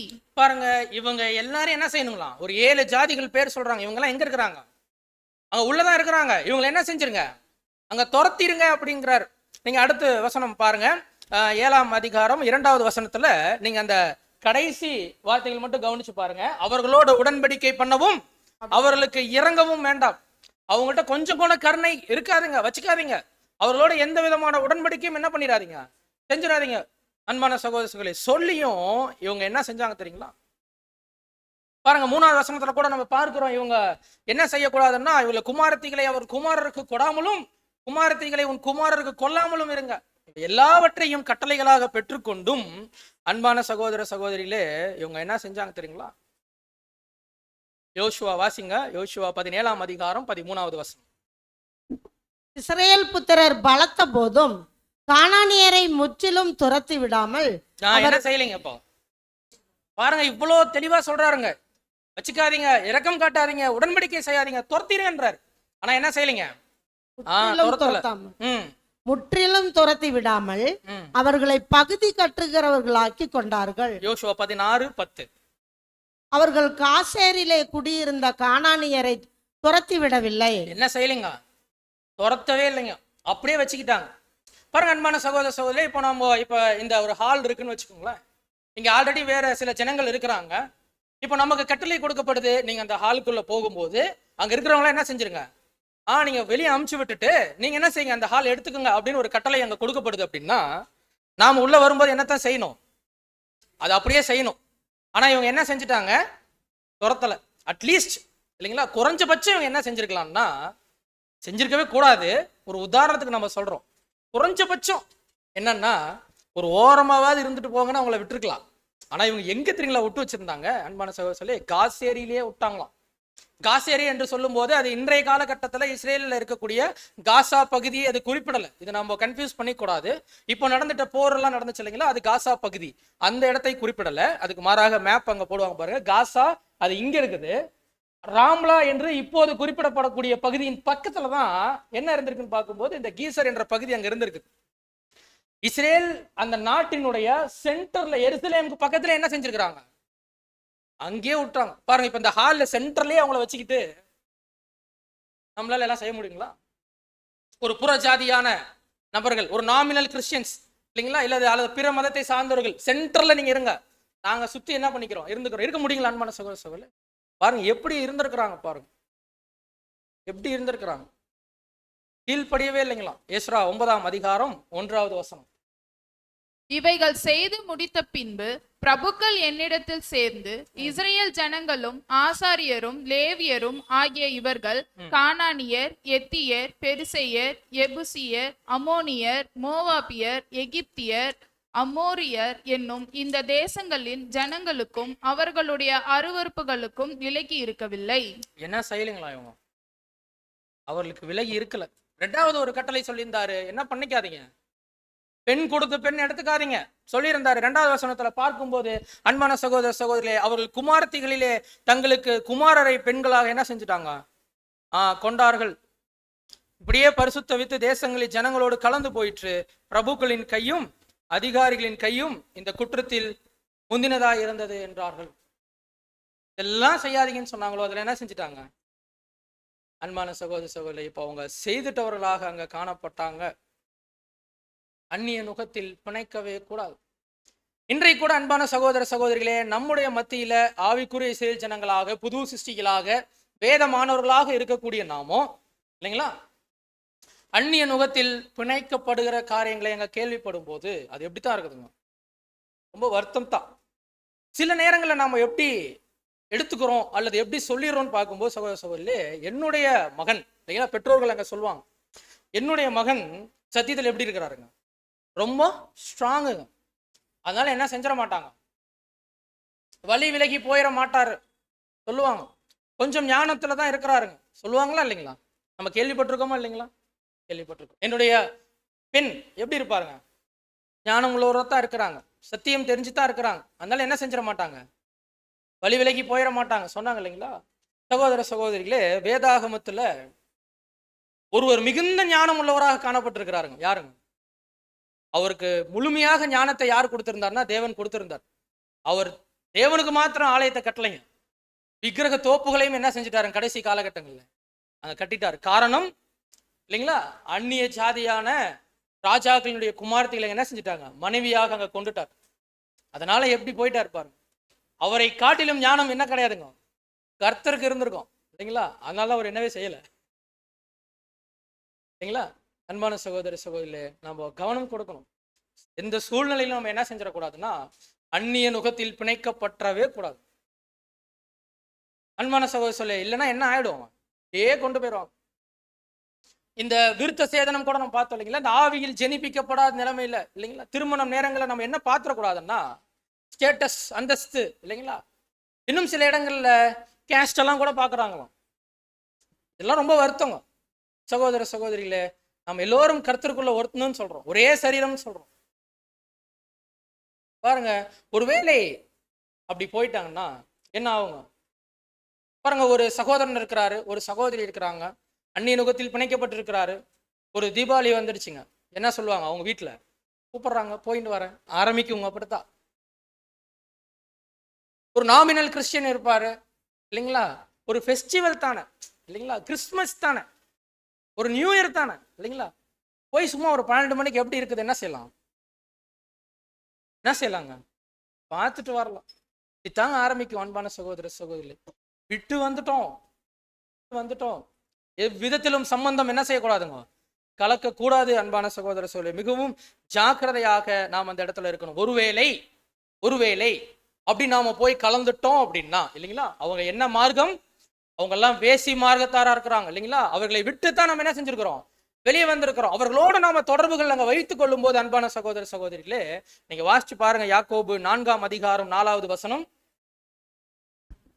விபச்சாரரே, விபச்சாரிகளே, உலக சிநேகம் தேவனுக்கு விரோதமான பகை என்று அறியீர்களா? நீங்க உலகத்தோடு கூட நீங்கள் சம்பந்தம் வச்சுட்டீங்கன்னா, அவர்களோடு கூட நீங்க அன்பாக இருந்துட்டீங்கன்னா, இதுதாங்க பேர்.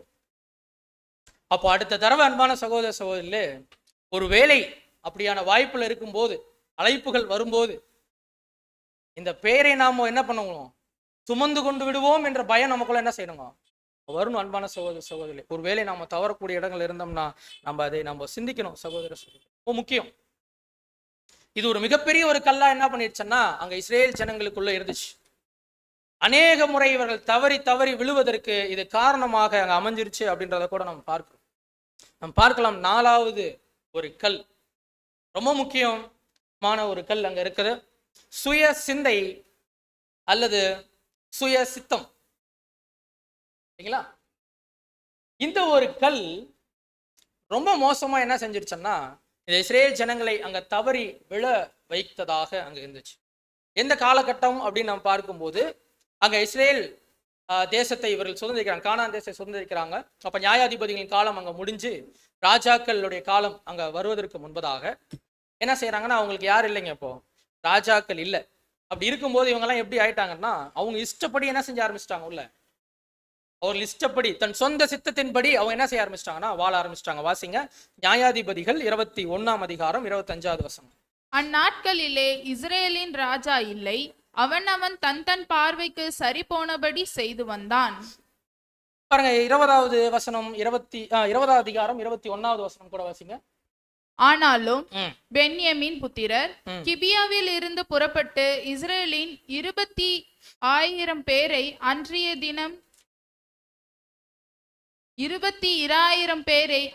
தினம் தரையிலே விழும்படி சங்கரித்தார்கள். என்ன செஞ்சுட்டு இருக்கிறாங்க, அவங்க சொந்த சித்தத்தின்படி வாழ்றாங்க. ஒருவர் என்ன செஞ்சுக்கிறாங்க, வச்சித்து கொலை செய்து சங்கரிக்கிறாங்க, சங்காரம் பண்ணிட்டு இருக்கிறாங்க. அன்பான சகோதரர், சுய சித்தம். ஒருவேளை அன்பான சகோதர சகோதரிகளே, இப்படியான சுயசித்தம் ஆவிக்குரிய இஸ்ரேலர் ஜனங்களாக இருக்கக்கூடிய நமக்குள்ள வந்துடுச்சுன்னா கூட அவங்க கூட என்னதான் செஞ்சிருவாங்க. பெஞ்சமின் யாரு, ஒருத்தர் இல்லைங்களா, இஸ்ரேலர்களும் யார் தான், அவங்க தான். பாருங்க, இவருடைய சொந்த இஷ்டத்தினால சுய சித்தத்தினால ஒருவரை என்ன செய்யறாங்க, கொலை செய்யறாங்க. நம்ம ஏற்கனவே நிறைய பாடங்கள் நம்ம பார்த்துருக்கிறோம். அன்பான சகோதர சகோதரி, லிட்டரலா கொலை செய்யறது என்பது ஒருவருடைய பெயரை கெடுப்பது கூட என்னத்தாங்க, என்னதாங்க. ஆமா, அன்பான சகோதர சகோதரி, சுயநலம் அல்லது சுய சித்தம், இது ரொம்ப ரொம்ப ரொம்ப ரொம்ப மோசம். முதல்ல நம்ம எப்படித்தான் இருப்போம்னு பார்க்கும்போது அன்பான சகோதர சகோதரி, ஒரு சன்மார்க்கமான ஒரு வாழ்க்கையில தான் இருப்போம். இந்த இஸ்ரேல் ஜனங்க கூட அப்படித்தான் இருந்தாங்க. இவர்களுக்கு மேலாக அங்க நியாயாதிபதிகளா இருக்கும்போது எப்படித்தான் இருந்துட்டாங்க, அப்படித்தான் இருந்தாங்க. ஆனா இப்போ யாரும் இல்லை அப்படி சொன்னோன்னே இவங்க என்ன ஆயிட்டாங்க அப்படின்னா, துன்மார்க்கத்தை அங்க தழுவுறாங்க. அன்பான சகோதர சகோதரி, துன்மார்க்கர்களாக மாறுறாங்க. மாறினா என்ன ஆகுது தெரியுங்களா? வாசிங்க, யோபு 18ஆம் அதிகாரம் 5வது வசனம். துன்மார்க்கனுடைய விளக்கு அணைந்து போம், அவன் அடுப்பின் நெருப்பும் அவிந்து போம். பாருங்க, துன்மார்க்கனோட கையில எப்படி விளக்கு இருக்கும்? விளக்குன்னா என்னதுங்க? விளக்கு என்ன கொடுக்குது? வெளிச்சம் எதை தான் குறிக்குதுங்க. துன்மார்க்கர் கையில எப்படி இருக்கும் அது? அப்போ முன்னாடி எப்படி இருந்திருக்கிறாங்க அவங்க? சன்மார்க்கரா இருந்திருக்கிறாங்க, விளக்கு கையில என்ன பண்ணிருக்குது, இருந்திருக்குது. இப்போ அவங்க துன்மார்க்கரா மாறினதுனால அந்த விளக்கு என்ன ஆயிடுச்சு தெரியுங்களா, அணைஞ்சு போச்சு. அதனால என்ன ஆயிடுச்சு தெரியுங்களா, அவன் அடுப்பின் நெருப்பும் என்ன ஆயிடுச்சுங்க, அவிழ்ந்துச்சு. அனலா இருக்க வேண்டியவர் இப்ப எப்படி ஆயிட்டாருங்க, அப்படி போயிட்டார். அன்பான சகோதரர், தொடர்ந்து வாசிங்க 18ஆம் அதிகாரம் 6வது வசனம். அவன் கூடாரத்தில் வெளிச்சம் அந்தகாரப்படும், அவன் விளக்கு அவனுடனே அணைந்து போம். அவர்களுடைய கூடாரத்துல வெளிச்சம் என்ன பண்ணிருங்க, சத்தியம் என்ன பண்ணிருங்க, இல்ல. அவனிடத்துல சத்தியம் இல்லாம போகும். அன்பான சகோதரர் சொல்லி, துன்மார்க்கர் இடத்துல சத்தியம் இல்லை. சுய சித்தம் அல்லது சுய சிந்தை நம்மளை எதை நோக்கி வழிநடத்துறது பாருங்க. அன்பான சகோதர இதான் நம்ம என்ன செய்ய வேண்டியிருக்குதுங்க,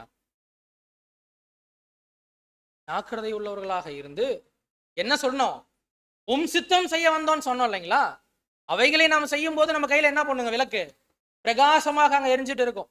பாருங்க, நீங்க 7வது வசனம் வாசிங்க. அவன் பெலனாய் நடந்த நடைகள் குறைந்து போ. ஒரு காலகட்டத்துல பெலனா தான் நடந்துட்டு இருந்தாருங்க, பெலனா நடந்தாருங்க. நடக்கும்போது அவர் கம்பீரமாக அவருடைய சத்திய ஓட்டத்துல அவர் ஓடும் போது நம்ம பார்க்கலாம். அன்பான சகோதர சகோதரிகளே, நம்ம அப்படித்தான் நடந்துட்டு இருந்தோம் இல்லைங்களா. ஒருவேளை சுய சித்தம் வந்துருச்சுன்னா என்ன ஆயிடும் தெரியுங்களா, அந்த நடைகள் என்ன பண்ணிருக்கலாம், குறைந்து போயிருங்களாம். அப்புறம் அவன் ஆலோசனை அவனை விழப்பண்ணும். தேவனுடைய ஆலோசனை நம்மளை என்ன செய்யும்னா வழிநடத்தி கூட்டிட்டு போயிருங்க. நம்முடைய ஆலோசனை அங்க வந்துருச்சுன்னா, அன்பான சகோதர சொல்லி, சுய சித்தம் சுய சிந்தை அங்க வந்துருச்சுன்னா அது என்ன செஞ்சிருங்க, விலை பண்ணிரும். இடரல் பண்ணக்கூடிய கல்லாக அது மாறிடுது. அன்பான சகோதர சகோதரி, ரொம்ப ஜாக்கிரதையாக நம்ம என்ன செய்ய வேண்டியிருக்குன்னா, இவைகளை நாம கையாள வேண்டியிருக்கிறது. இந்த கற்களை எல்லாம் என்ன பண்ணுங்க, எடுத்து போட்டுணுங்க.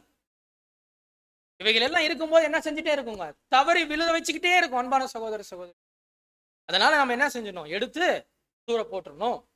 நீங்க பார்க்கலாம், 5வதாக அவர்களை தவறி விழ செய்த ஒரு கல் அங்க இருக்குது. என்னதுங்க, என்ன தவறான முன் உதாரணம். அன்பான சகோதர சகோதரிகளே, இவங்க நியாயாதிபதிகள் காலம் முடிஞ்சு இல்லைங்களா, ராஜாக்கள் அங்க ஏற்படுத்தப்படும் போது இவங்க போய் என்ன கேட்கறாங்க, எனக்கு ராஜா வேணும்னு கேட்கறாங்க. தேவன் என்ன சொல்லலைங்க, தரமாட்டேன் சொல்லல, தீர்க்கதரிசிகள் தான் தருவோம் அப்படின்லாம் சொல்லல. கேட்டது என்ன செஞ்சாங்க, கொடுத்துட்டு இப்போ சவுலாக இருக்கட்டும், தாவீதா இருக்கட்டும், சாலமோனா இருக்கட்டும், அவர் என்ன செஞ்சிருந்தாருன்னா அவர்களை விசேஷமாக ஞானத்தினாலும் வல்லமையினாலும் அங்க என்ன செஞ்சிருந்தாங்க, அங்க நிரப்பி இவர்கள் அந்த இஸ்ரேல் ஜனங்களுக்கு ஒரு முன் உதாரணமாக இருக்கக்கூடிய ஒரு இடத்துல என்ன பண்ணியிருந்தாங்கன்னா அங்க வச்சிருந்தாங்க. அன்பான சகோதர சகோதரி, இப்ப சவுல்கிட்ட கூட சொல்றாருங்க, தேவன் போயிட்டு என்ன சொன்னாருங்க, போருக்கு போறாரு இல்லைங்களா, அப்ப என்ன சொல்றாருங்க, அங்க இருக்கக்கூடிய ஜாதிகளான ஜனங்களை என்ன செஞ்சிடாதீங்க, ஒருத்தரையும் விடாதீங்க, ஆடு மாடு கூட என்ன பண்ணாதீங்க, விடாதீங்க, எல்லாத்தையும் என்ன பண்ணிருங்கன்னா எரிச்சு தீக்கு இறை பண்ணிடுங்க அப்படி சொல்றாங்க. ஆனா அவர் என்ன செய்யலைங்க, இவங்க எப்பவுமே இப்படித்தாங்க பண்ணிட்டு. சகோதர சகோதரிலே, முன்னாடி நின்று உதாரணமாக இருக்கக்கூடிய ஜனங்கள் அங்க என்ன செஞ்சுட்டாங்க, தவறுனாங்க. தாவீது நம்ம பார்க்கிறோம் இல்லைங்களா, அவருடைய தவறுகள். சாலமோன் இப்பதான் நம்ம பார்த்தோம், விக்கிரக தோப்புகளை எங்க கட்டிட்டு இருந்தாரு. சகோதர சகோதரிகளே, அப்படின்னா என்ன அர்த்தம், யாரெல்லாம் ஜாக்கிரதையா இருக்க வேண்டி இருக்குதுங்க. இப்போ அப்படியே நமக்கு எடுத்தோம்னா எப்படி இருக்குதுங்க பாருங்க. அன்பான சகோதர சகோதரிகளே, முதன்மையாக காணப்படக்கூடியவர்கள் வழி நடத்தக்கூடிய இடத்துல இருக்கவங்க கூட என்ன செய்ய வேண்டியிருக்குன்னா அங்க முன் உதாரணமாக அங்க இருக்கணும். இப்போ இந்த இஸ்ரேல் ஜனங்கள் கூட யாரை முன்னுதாரணமா எடுத்திருக்கணும்னு பார்க்கும்போது இவர்களை முற்பிதாக்கள் எல்லாம் என்ன செஞ்சிருக்கலாம், முன்னுதாரணமா எடுத்திருக்கலாம். ஆனா அதெல்லாம் இவங்க என்ன செய்யல, எடுக்கல. தவறி போறவங்களத்தான் என்ன செய்யறாங்க, இவங்க முன் உதாரணமாக எடுத்துக்கொள்ளக்கூடியவர்களாக காணப்பட்டாங்க. அன்பான சகோதரர்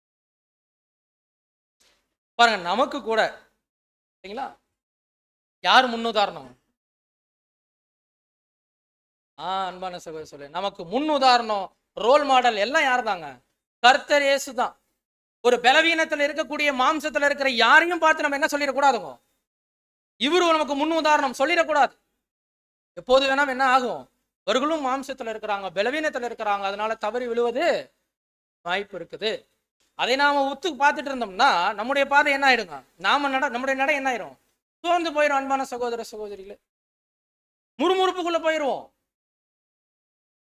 அப்ப நாம என்ன செய்ய வேண்டியிருக்குன்னா ரொம்ப ஜாக்கிரதையாக இருக்கணும். வழிநடத்தக்கூடியவர்கள் மாத்திரமல்ல, நாம ஒவ்வொருவரும் நம்முடைய உடன் சகோதரர்களுக்கு என்ன செய்ய வேண்டியிருக்குதுங்க? இடரலாக இராம இருக்கணும். நம்முடைய ஜீவியம் என்ன செஞ்சிடக்கூடாதுங்க? இன்னொருவருக்கு என்ன பண்ணிடக்கூடாது?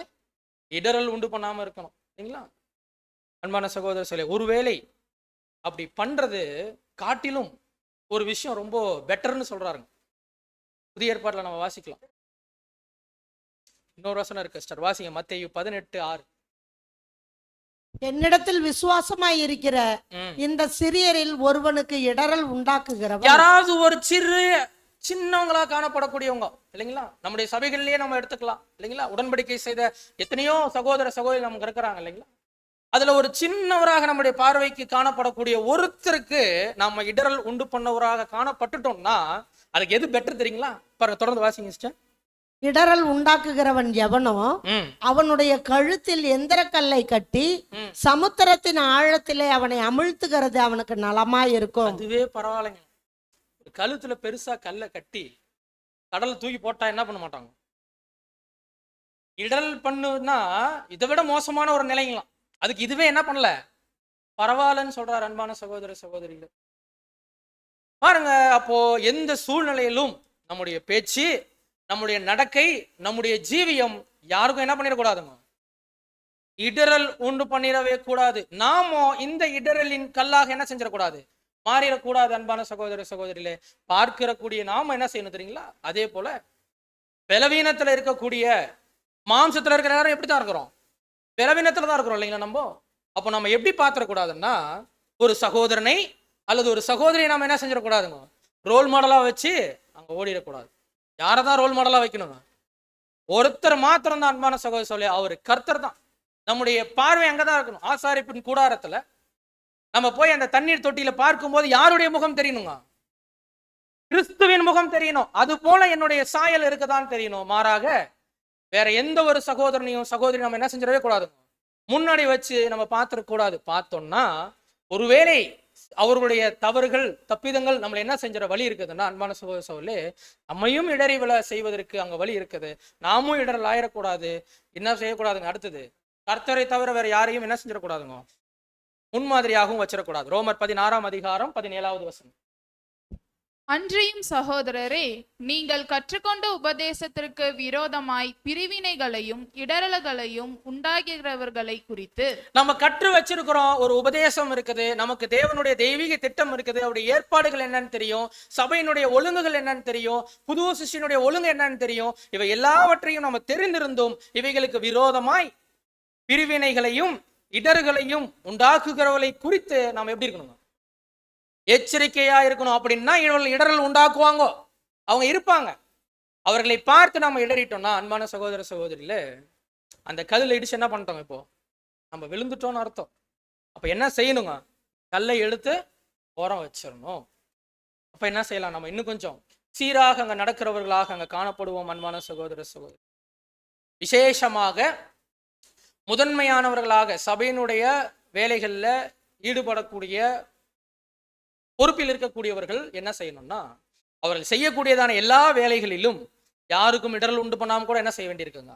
அங்க செய்ய வேண்டியிருக்கிறது. வாசிங்க 2 கொரிந்தியர் 6:3.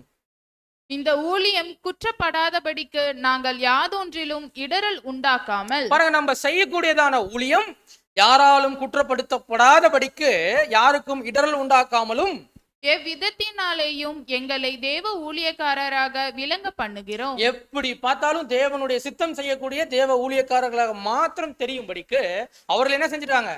விளங்க பண்ணியிருக்கிறார் அப்போஸ்தலனாகிய பவுல். அதை சொல்றாரு. அப்போ நாம் கூட என்ன செய்ய வேண்டியிருக்குதுங்க? என்ன செய்யணுங்க? நம்ம எதை செஞ்சாலும் இல்லைங்களா, ஒரு சகோதரருக்கு ஒரு ஊழியம், எந்த ஊழியம் எடுத்துக்கலாம், ஒரு தண்ணி எடுத்து கொடுக்கறதா இருந்தாலும், ஒரு சேர் எடுத்து போறதா இருந்தாலும், அன்பான சகோதர சகோதரி, அதுவும் ஊழியம் தானுங்களா? இடரல் உண்டு பண்ணிடக்கூடாது. ஒரு வேளை அப்படி இடரல் உண்டு பண்ணக்கூடியவர்களாக நாம காணப்பட்டுட்டோம்னா என்ன ஆகும் தெரியுங்களா? 1 கொரிந்தியர் 3:17. வாசிங்க. ஒருவன் தேவனுடைய ஆலயத்தை கெடுத்தால். யார் இந்த ஆலயம்? பாருங்க அன்பான சகோதர சகோதரி, நான் புரிஞ்சுக்கணும், நம்ம தான் இல்லைங்களா? அப்படி ஒரு வேளை இடரல் உண்டு பண்றது கெடுக்கிறது நடந்துச்சுன்னா என்ன ஆகும் தெரியுங்களா? வாசிங்க. அவனை தேவன் கெடுப்பார். அவனை தேவன் என்ன செய்வாருங்களா? ஆமா அன்பான சகோதர சகோதரிகளே, தேவனுடைய ஆலயம் பரிசுத்தமா இருக்கிறது. நீங்களே அந்த ஆலயம். அன்பான சகோதரி, நம்ம ரொம்ப கவனம் கொடுக்கணும். எந்த சூழ்நிலையிலும் என்ன செஞ்சிடவே கூடாது. எப்படி நம்முடைய சொந்த சித்தத்தை அங்க செய்யாம தேவ சித்தத்தை அங்க செய்யும் போது இல்லைங்களா, என்ன செஞ்சிடலாம், யாருக்கும் இடர்கள் உண்டு பண்ணாம இருந்துடலாம்.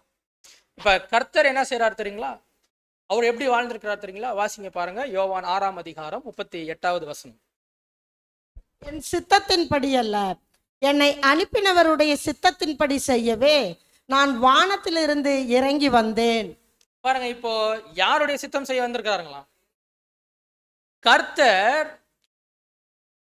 அவரே எப்படித்தான் வந்திருக்கிறாருன்னா, தேவனுடைய சித்தம். அவரை அனுப்பினவர் யார் தான்? தேவன் தான். அவருடைய சித்தத்தை செய்வதற்கு தான் என்ன பண்ணியிருக்காருன்னா அவர் வந்திருக்கிறார். அன்பான சகோதர சகோதரிகளே, நான் கூட இந்த அழைப்பை பெற்றுக்கொண்டு இந்த பாதையில நடந்து போகும்போது எதுக்காக தான் வந்திருக்கிறோங்க? நம்மை அழைத்தவருடைய சித்தத்தின்படி செய்வதற்கே தான் நம்ம என்ன பண்ணியிருக்கிறோங்க, உலகத்திலிருந்து வந்திருக்கிறோம். அவர் வானத்திலிருந்து வந்தாரு, நாம உலகத்திலிருந்து வந்தோம், எகிப்திலிருந்து வந்தோம். அன்பான சகோதர சகோதரிலே, நம்ம என்ன செஞ்சிடக்கூடாதுங்க, திரும்பி எகிப்திற்கு போவதே உத்தமா இருக்கும்னு நினைக்கிற அளவுக்கு என்ன செஞ்சிடக்கூடாதுங்க, நாமும் யாருக்கும் என்ன பண்ணிடக்கூடாதுங்க, இதரெல்லாம் இருந்துடக்கூடாது. நாமும் அப்படியான விஷயங்கள்ல ஈடுபட வேண்டாம். அன்பான சகோதர சொல்லி ரொம்ப ரொம்ப ஜாக்கிரதையாக அங்க நம்ம கையாள வேண்டிய ஒரு விஷயமாக இருக்குது இல்லைங்களா? இப்ப என்னென்ன கல் பார்த்துருக்குறோம், அதான் என்னென்னங்க, முதல்ல என்ன கல் பார்க்குறோம், வணங்காத கழுத்து. ரெண்டாவது கலகமும் முறுமுறுப்பும். மூணாவதுங்க அந்நிய நுகத்தில் பிணைக்கப்படுதல். 4 சுய சித்தம் அல்லது சுய சிந்தை. அன்பான சகோதர சகோதரிகளே, இப்ப நம்ம பார்க்கலாம் 6வது ஒரு கல். இது ரொம்ப விசேஷமான ஒரு கல். இந்த கல்லுல போய் அவங்க இடிச்சு எந்திரிக்கவே முடியாத அளவுக்கு என்ன செஞ்சுட்டாங்களாம், விழுந்துட்டாங்க. அன்பான சகோதர சகோதரி, என்ன கல் பார்க்கும்போது இடரலுக்கு ஏதுவான கல்லும் விழுகிறதற்கு ஏதுவான கண்மலையும். யாரு, என்ன, இது என்ன விஷயம்? ஏசு கிறிஸ்து. ஏசு கிறிஸ்து யாருக்காவது இடரல் பண்ணுவாருங்களா? அப்புறம் எப்படி சொல்றீங்க, ஏசு கிறிஸ்து தானே. அவர் இடரலுக்கு ஏதுவான கல்லும் நம்ம போட்டிருக்கிறோம். அப்புறம் நீங்க என்ன சொல்றீங்க, ஏசு கிறிஸ்து சொல்றீங்க, எப்படி? கரெக்டு தாங்க. அன்பான சகோதர சொல்லி கரெக்டுங்க. அவருடைய உபதேசம் அங்க என்ன ஆயிடுச்சுன்னு பார்க்கும்போது அவங்கள இடறிவில வச்சிருச்சுங்க. நம்ம வாசிக்கலாம் பாருங்க, அந்த கல் யார் அப்படின்னா, நீங்க 1 பேதுரு 2ஆம் அதிகாரம் 6வது வசனம். அந்தபடியே இதோ தெரிந்து கொள்ளப்பட்டதும் விலையேற பெற்றதுமாய் இருக்கிற மூலைக்கல்லை சீயோனிலே வைக்கிறேன். பாருங்க, இந்த சீயோனில் வைக்கப்பட்ட மூலைக்கல் யாரு தாங்க? இயேசு கிறிஸ்து. கர்த்தர் தான். இது விலையேற பெற்ற அந்த கல். இந்த கல் அங்க வைக்கிறாரு. அதன் மேல் விசுவாசமாய் இருக்கிறவன் வெட்கப்படுவதில்லை என்று வேதத்திலே சொல்லி இருக்கிறது. அடுத்த வசனம் வாசிங்க.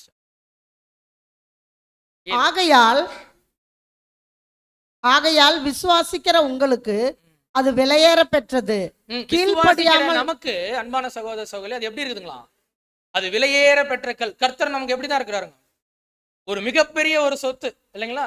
கர்த்தர் அவருடைய உபதேசங்கள் சத்தியம் நம்முடைய சொத்து. நம்ம சொல்லுவோம் இல்லைங்களா, நம்ம ஆரம்ப பாடங்கள்லாம் கேட்டு வரும்போது என்ன சொல்லுவாங்க, இனிமே உலகத்துல நம்ம சொத்தெல்லாம் சேர்த்த வேணாங்க இல்லைங்களா, நம்முடைய சொத்தே எதுதாங்க, பைபிளை காமிச்சு சொல்லுவோம் தாங்க. சொல்லுவோமா மாட்டோங்களா? அன்பான சகோதரி சொல்லுவோம். விலையேற பெற்றதாக அங்க இருக்குது. கீழ்ப்படியாமல் இருக்கிறவர்களுக்கும் வீட்டை கட்டுகிறவர்களால் தள்ளப்பட்ட பிரதான மூளைக்கல்லாகி. பிரதான மூளைக்கல் நமக்கு தெரியும் யார் தான் பேசுறாங்க, கர்த்தரை தான் பேசுறாங்க. வாசிங்க. அந்த கல் இடறுதற்கேதுவான கல்லும் விழுதற்கேதுவான கண்மலையும் ஆயிற்று. பாருங்க அன்பான சகோதர சகோதரிலே, அந்த கல்லுல தான் என்ன செஞ்சுட்டாங்கன்னா ஃபைனலா போய் அடிச்சு அவங்க விழுவுறாங்க. எந்திரிக்கவே முடியாத அளவுக்கு என்ன செய்யறாங்க, போய் விழுறாங்க. அன்பான சகோதர சகோதரி, எப்படி எப்படி அவங்க விழுவுறாங்க பாருங்க. சகோதரர் கூட சொன்னார் இல்லைங்களா, உபதேசம், அவருடைய உபதேசம் சொன்னார் இல்லைங்களா. வாசிங்க 1 பேதுரு 2ஆம் அதிகாரம் 8வது வசனம். அவர்கள் திருவசனத்திற்கு கீழ்ப்படியாதவர்களாய் இருந்து இடறுகிறார்கள். பாருங்க எப்படி இடறாங்களாம்.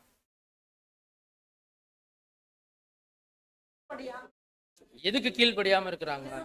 திருவசனத்திற்கு கீழ்ப்படியாதவர்களாய் இருந்து இடறுகிறார்கள். அதற்கென்றே என்ன செய்யறாங்க, நியமிக்கப்பட்டவர்களாயும் இருக்கிறார்கள். பாருங்க, இங்க நம்ம கவனிக்கணும், அதற்கென்றே நியமிக்கப்பட்டிருக்கிறாங்க. இவங்க விழுந்து போறதுக்காகவே என்ன செய்யப்பட்டிருக்கிறாங்க, நியமிக்கப்பட்டிருக்கிறாங்களா? அன்பான சகோதர சகோதரிகளே,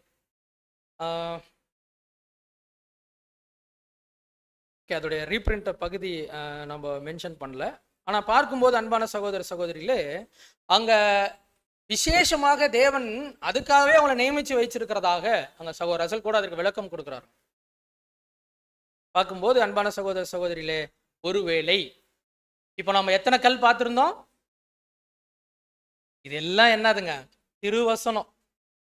கீழ்ப்படியாம நம்ம இருக்கும்போது எப்படி மாற வாய்ப்பு இருக்குதுங்க? எப்படி மாற வாய்ப்பு இருக்குதுங்க? அதற்கென்றே நியமிக்கப்பட்டவர்களாக மாறுவதற்கு வாய்ப்பு இருக்குது அன்பான சகோதர சகோதரி, இடறி விழுவதற்காகவே, இல்லைங்களா? ரோமர் 9ஆம் அதிகாரம் 33வது வசனம். இதோ இடதற்கான கல்லையும் தவறுதலதற்கான கண்மலையையும் சியோனிலே வைக்கிறேன். பாருங்க, இந்த இடறுவதற்கான கல்லையும் தவறுவதற்கான கல்லையும் என்ன செய்யறாங்களா? சீலம் வைக்கிறாங்களா? அவங்க விழுன்னு என்ன பண்றாங்க? வைக்கிறாங்க. அவங்க விழுன்னு தான் வச்சிருக்கிறார். அடுத்தது அவரிடத்தில் சியோனில் வைக்கிறேன், அவரிடத்தில் விசுவாசமாய் இருப்பவன் எவனோ அவன் வெட்கப்படுவதில்லை என்று எழுதியிருக்கிறபடி ஆயிற்று. பாருங்க அன்பான சகோதர சகோதரிகளே, அப்போ அவரிடத்துல விசுவாசமா இருக்கிறவங்க என்ன செய்ய போறதில்லை? வெட்கப்படுறதில்லை. இப்ப அப்படியே நாம எடுத்துக்கலாம். நாம எடுத்துட்டோம்னா நாம தான் கர்த்தரை ஏத்துக்கிட்டோம் இல்லைங்களா? அவரை விசுவாசிக்கிறவர்கள் வெட்கப்பட போவதில்லை. விசுவாசிக்காம போறவங்களுக்கு தான் என்ன பண்றாங்க? இடர்களுக்கு ஏதுவான கல் அப்படின்னு சொல்றாங்கன்னா, இப்போ நமக்கு இதை எப்படி எடுத்துக்கலாம்? எடுத்துக்கவே முடியாதுங்களா? எடுத்துக்கலாம் அன்பான சகோதர சகோதரர்களே. எப்படி தெரியுங்களா? சில நேரங்கள்ல கர்த்தர் நமக்கு சொல்லிட்டதான போதனைகள்ல நம்மளால என்ன செய்ய முடியறது இல்லைங்க? ஏற்றுக்கொள்ளவே முடியறது இல்லைங்க. கடைபிடிக்கிறது ரெண்டாவது, இல்லைங்களா? ஏற்றுக்கொள்ளவே முடியறது இல்லை. ஒரு உதாரணத்திற்கு நம்ம அநேக வசனங்கள் காண்பிக்க முடியும். உதாரணத்துக்கு நம்ம ஒரு வசனம் காண்பிக்கிறோம் பாருங்க. லூக்கா 6ஆம் அதிகாரம் 35வது வசனம். உங்கள் சத்துருக்களை சிநேகியுங்கள். உங்கள் சத்துருக்களை சிநேகியுங்கள். வசனம் இருக்குது. வசனம் ஏற்றுக்கொள்ற மாதிரி தான் இருக்குது. ஆனா ஏற்றுக்கொள்ள முடியுங்களா? யாருங்க சத்ரு? உன் வீட்டாரே சத்ரு. ரொம்ப அருமையான பதில். யாருங்க நம்மளுடைய வீடு? பாருங்க அன்பான சகோதர சகோதரி, நேசிக்கிறோங்களா? அன்பு செய்யறோங்களா? அன்பின் வெளிப்பாடா நம்ம என்னெல்லாம் செய்வோம்? என்னெல்லாம் செய்யறோம்? அன்பின் வெளிப்பாடுனா நம்ம என்னெல்லாம் செய்வோம்? பதில் சொல்றீங்களா? இல்ல அன்பின் வெளிப்பாடா நம்ம என்ன செய்யறோம்னே தெரியலீங்களா? இப்போ நம்ம உதாரணத்துக்கு ஒரு சகோதரியை நம்ம பார்க்கிறோம்னு வச்சுக்கோங்க. முதல்ல நம்ம பார்க்கிறோம், எக்லிஷாக்கு நம்ம வந்திருக்கிறோம் இல்லைங்களா? முதல்ல நம்ம பார்க்கிறோம். எப்படி நம்ம அன்பை தெரிவிக்கிறோம்? வாழ்த்துக்கள் தெரிவிப்போம் இல்லைங்களா? என்ன சொல்லுவோம்? பிரைஸ் தி லார்ட் அப்படின்னா என்ன அர்த்தம்? உங்களை பார்த்ததற்கு தேவனுக்கு என்னதுங்க? நன்றி. அதை சொல்றோங்களா? அன்பான சகோதர சகோதரிகளே, பாருங்க, சத்துருக்களையே நேசிக்க சொல்றாருங்க. சகோதரையே என்ன செய்ய முடியலைங்க? வாசிங்க தொடர்ந்து. கைமாறு கருதாமல் கடன் கொடுங்கள், அப்பொழுது உங்கள் பலன் மிகுதியா இருக்கும். எதையும் எதிர்பார்க்காதீங்க. எதுவுமே எதிர்பார்க்காதீங்க. கைமாறு கருதாமல் என்ன செய்யுங்க? அப்படிதான் வசனம் இருக்குது இல்லைங்களா? அப்ப நாம என்ன செய்யணும்? நம்முடைய சத்துருக்களாக இருந்தாலும் நம்ம என்ன செய்யணும்னா அங்க நேசிக்கக்கூடியவர்களாக இருக்கணும். கைமாறு கருதாமல் என்ன செய்யணுங்க? கடன் கொடுங்கள். அன்பா இருந்தாலும் என்ன செய்யலாங்க? அவங்க திருப்பி செலுத்துவாங்கன்னு நினைக்காம என்ன செய்யலாங்க? நம்ம கொடுக்கணும் அன்பான சகோதர சகோதரிகளே. அப்போ என்ன நடக்கும் தெரியுங்களா? வாசிங்க. உங்கள் பலன் மிகுதியா இருக்கும். உன்னதமானவருக்கு நீங்கள் பிள்ளைகளா இருப்பீர்கள். அப்போதான் உன்னதமானவர்களுக்கு பிள்ளைகளாவே இருப்போம். உன்னதமானவருக்கு நாம பிள்ளைகளா இல்லைன்னா நாம உடன் இருக்கக்கூடியவர்களுக்கு சகோதரனும் இல்லை, அவரு நமக்கு யாரும் இல்லைங்க, சகோதரனும் இல்லை. ஏன்னா அவர் பிள்ளையா இருக்கணும், நாமும் தேவனுடைய பிள்ளையா இருக்கணும். அப்பதான் யாருங்க? அன்பான சகோதர சகோதரிகளே, சத்துருக்களை அங்க நேசிங்க. அவங்களுக்கு என்ன செய்யுங்க? நீங்க நன்மை செய்யுங்க. ஒரு வேளை அவங்க எப்படி இருந்தாலும் பரவாயில்ல தெரியுங்களா? அவர்கள் நன்றி அறியாதவர்களும் ரோகிகளுக்கும் நன்மை செய்கிறார். தேவன் அதை தான் செஞ்சாருங்க. தேவனை தலையாக கொண்ட கர்த்தரை தான் செஞ்சார். அப்ப கர்த்தரை தலையாக கொண்டு இருக்கிற சபை ஜனங்களாக இருக்கிற நாமும் என்னத்தான் செய்யணும்னா இதைத்தான் செய்யணும். அன்பான சகோதர சகோதரி, கர்த்தர் இயேசு அவர் தன்னுடைய வாழ்நாள் முழுவதும் அங்க என்ன செய்யறாருன்னா அப்போஸ்தலரை தன் கூடவே கூட்டிட்டு போறார் தன்னுடைய ஊழியத்தினுடைய பகுதிகளில். அப்படி இருக்கும்போது 2 பேர் அவருடைய கடைசி அந்த அவருடைய உடன்படிக்கையை அவர் நிறைவேற்றும் போது என்ன செய்யறாங்கன்னா 2 வித்தியாசமான வேலைகளை செய்யறாங்க. யூதாஸ் மற்றும் பேதுரு. யூதாஸ் வந்து காட்டி கொடுக்கும் போது எப்படித்தான் காட்டி கொடுக்குறாருங்க? அப்ப கர்த்தர் என்ன சொல்லுங்க, நான் உயிர் தெழுந்து வருவேன்னு சொன்னேன்ல, வருவேன். அப்ப என்ன செய்யலாம்? சொல்லலைங்க அன்பான சகோதரர். உடனே என்ன சொல்றாருங்க? சிநேகிதனேங்கிறாருங்க. தலையாக கர்த்தரை கொண்டிருந்தா நம்மை காட்டி கொடுத்தாலும் மரணத்திற்கே ஒப்புவித்தாலும் அன்பான சகோதர சகோதரிகளே, சிநேகிதனே என்று கூப்பிடக்கூடியதான அன்பு நமக்குள்ள என்ன செய்யணுமா? அங்க இருக்கணும் அன்பான சகோதர சகோதரிகளே. அப்படி இருந்தா கர்த்தர் நமக்கு தலை. ஏன்னா கர்த்தர் யார் சித்தத்தை செஞ்சாருங்க? தேவனுடைய சித்தத்தை செஞ்சார். தேவன் இல்லைங்களா நம் மீது அன்பு வைச்சதுனால யாரை கொடுத்தாங்க? கர்த்தரை கொடுத்தாங்க. கர்த்தர் தேவன் மேலும் நம் மீதும் அன்பு வச்சதுனால அவரு ஜீவனையே கொடுத்தாருங்க. நாம என்ன கைமாறு செய்வோம்னு அவங்க எதிர்பார்க்கவே இல்லைங்க. நாம செய்யறது என்ன கைமாறு செஞ்சாலும் அதற்கு ஈடும் அது கிடையாது அன்பான சகோதர சகோதரி. அவர் நன்றி அறியாதவர்களுக்கும் துரோகிகளுக்குமே என்ன செஞ்சிருக்கிறாருங்க? அவர் நன்மை செய்கிறார். அப்படின்னா அவருடைய பிள்ளைகளாக இருக்கக்கூடிய நாம எப்படி இருக்கணும்னு பாக்குங்க அன்பான சகோதர சகோதரி. வாசிங்க லூக்கா 6ஆம் அதிகாரம் 36வது வசனம். ஆகையால் உங்கள் பிதா இரக்கமுள்ளவராய் இருக்கிறது போல நீங்களும் இரக்கமுள்ளவராய் இருங்கள். பாருங்க, அப்போ நாம எப்படி இருக்கணும்னா இரக்கம் உள்ளவர்களாய் இருங்கள். ஏன்? நம்முடைய பிதா எப்படித்தான் இருக்கிறாருங்க? இரக்கம் உள்ளவராகத்தான் இருக்கிறார். நம்முடைய பேதுரு அங்க மறுதளிக்கவே மாட்டேன் அப்படின்னு சொல்லிட்டு போய் மறுதளிக்கும் போது கர்த்தர் எப்படி பார்த்தாருங்களா? நம்ம பார்த்துருக்குறீங்களா? பஸ்காவினுடைய பாடங்கள் பார்க்கும்போது நம்ம பார்ப்போம் இல்லையா? கர்த்தர் அவரை திரும்பி பார்க்கிறாருங்களாம் அந்த சேவல் கூவும் போது. எப்படி பார்த்தாருங்க? முறைச்சு பார்த்தாருங்களா? என்னமோ சொன்னேன் அப்படி பார்த்தாருங்களா? இல்லைங்க. எப்படி பார்த்துட்டாருங்களா? அன்பா பார்த்துட்டாருங்களா? அதற்கு பிற்பாடு எப்பெல்லாம் சேவல் கூவுதோ அப்பெல்லாம் கர்த்தருடைய அன்பான முகம் பேதுருக்கு என்ன செஞ்சுட்டே இருந்துச்சுங்களா? அன்பான சகோதர சகோதரிகளே, அங்க அவருக்கு கண் முன்னாடி வந்துட்டே இருந்துச்சுங்களாம். அப்போ நம்ம கவனிக்கணும் அன்பான சகோதர சகோதரிகளே, நாம் எப்போதும் இரக்கம் உள்ளவர்களாக அன்புடையவர்களாக அங்க காணப்பட வேண்டும் அப்படின்றது ரொம்ப முக்கியம். நீங்க வாசிங்க சங்கீதம் 119 165. உம்முடைய வேதத்தை நேசிக்கிறவர்களுக்கு மிகுந்த சமாதானம் உண்டு, அவர்களுக்கு இடரல் இல்லை. பாருங்க, அப்போ இப்ப நம்ம பார்த்துட்ட இந்த பகுதிகளில் இருக்கக்கூடிய இந்த வேதத்தை வசனங்களை எல்லாம் நம்ம பார்க்கிறோம். இவைகளை நேசித்து இவர்கள் மேல் விசுவாசமா இருந்து இவைகளை கை கொண்டுட்டோம்னா நமக்கு என்ன கிடைக்குங்க? ஒரு சமாதானம் இருக்குங்க. அந்த சமாதானம் யாராலையும் கொடுக்க முடியாத ஒரு சமாதானம் இல்லைங்களா? நம்ம ஆராதனையெல்லாம் முடிஞ்சோன்னு கூட சொல்லுவாங்க, என்னதுங்க? எல்லா புத்திக்கும் மேலான தேவ சமாதானம் எப்பதான் வரும்னா அவருடைய வேதத்தை நேசிக்கும் போது வரும். அன்பான சகோதர சகோதரி, அவர்களுக்கு என்ன கிடையாதுங்களா? இடரல் இல்லைங்க. அவங்களுக்கு முன்னாடி கல் இருக்காதுங்க. அவங்க அதெல்லாம் எடுத்து போட்டுருவாங்க. இப்போ எப்படி நடந்து போவாங்கன்னா அங்க சீராய் நடப்பாங்க. அன்பான சகோதர சகோதரி, சங்கீதம் 37:23. நல்ல மனுஷனுடைய நடைகள் கர்த்தரால் உறுதிப்படும், அவனுடைய வழியின் மேல் அவர் பிரியமாய் இருக்கிறார். பாருங்க, அப்பதான் அந்த நடைகள் என்ன செய்யப்படும்னா தேவனால உறுதி செய்யப்படுங்களாம். உறுதிப்படுத்தப்பட்டுருச்சுன்னா அங்க நிலை தடுமாறி விழுவதற்கு என்ன கிடையாதுங்க? வாய்ப்பு கிடையாது. அன்பான சகோதர சகோதரிகளே, நீங்க சங்கீதம் 37:31 வாசிங்க. அவனுடைய தேவன் அருளிய வேதம் அவன் இருதயத்தில் இருக்கிறது, அவன் நடைகளில் ஒன்றும் பிசகுவதில்லை. சங்கீதம் 37:31.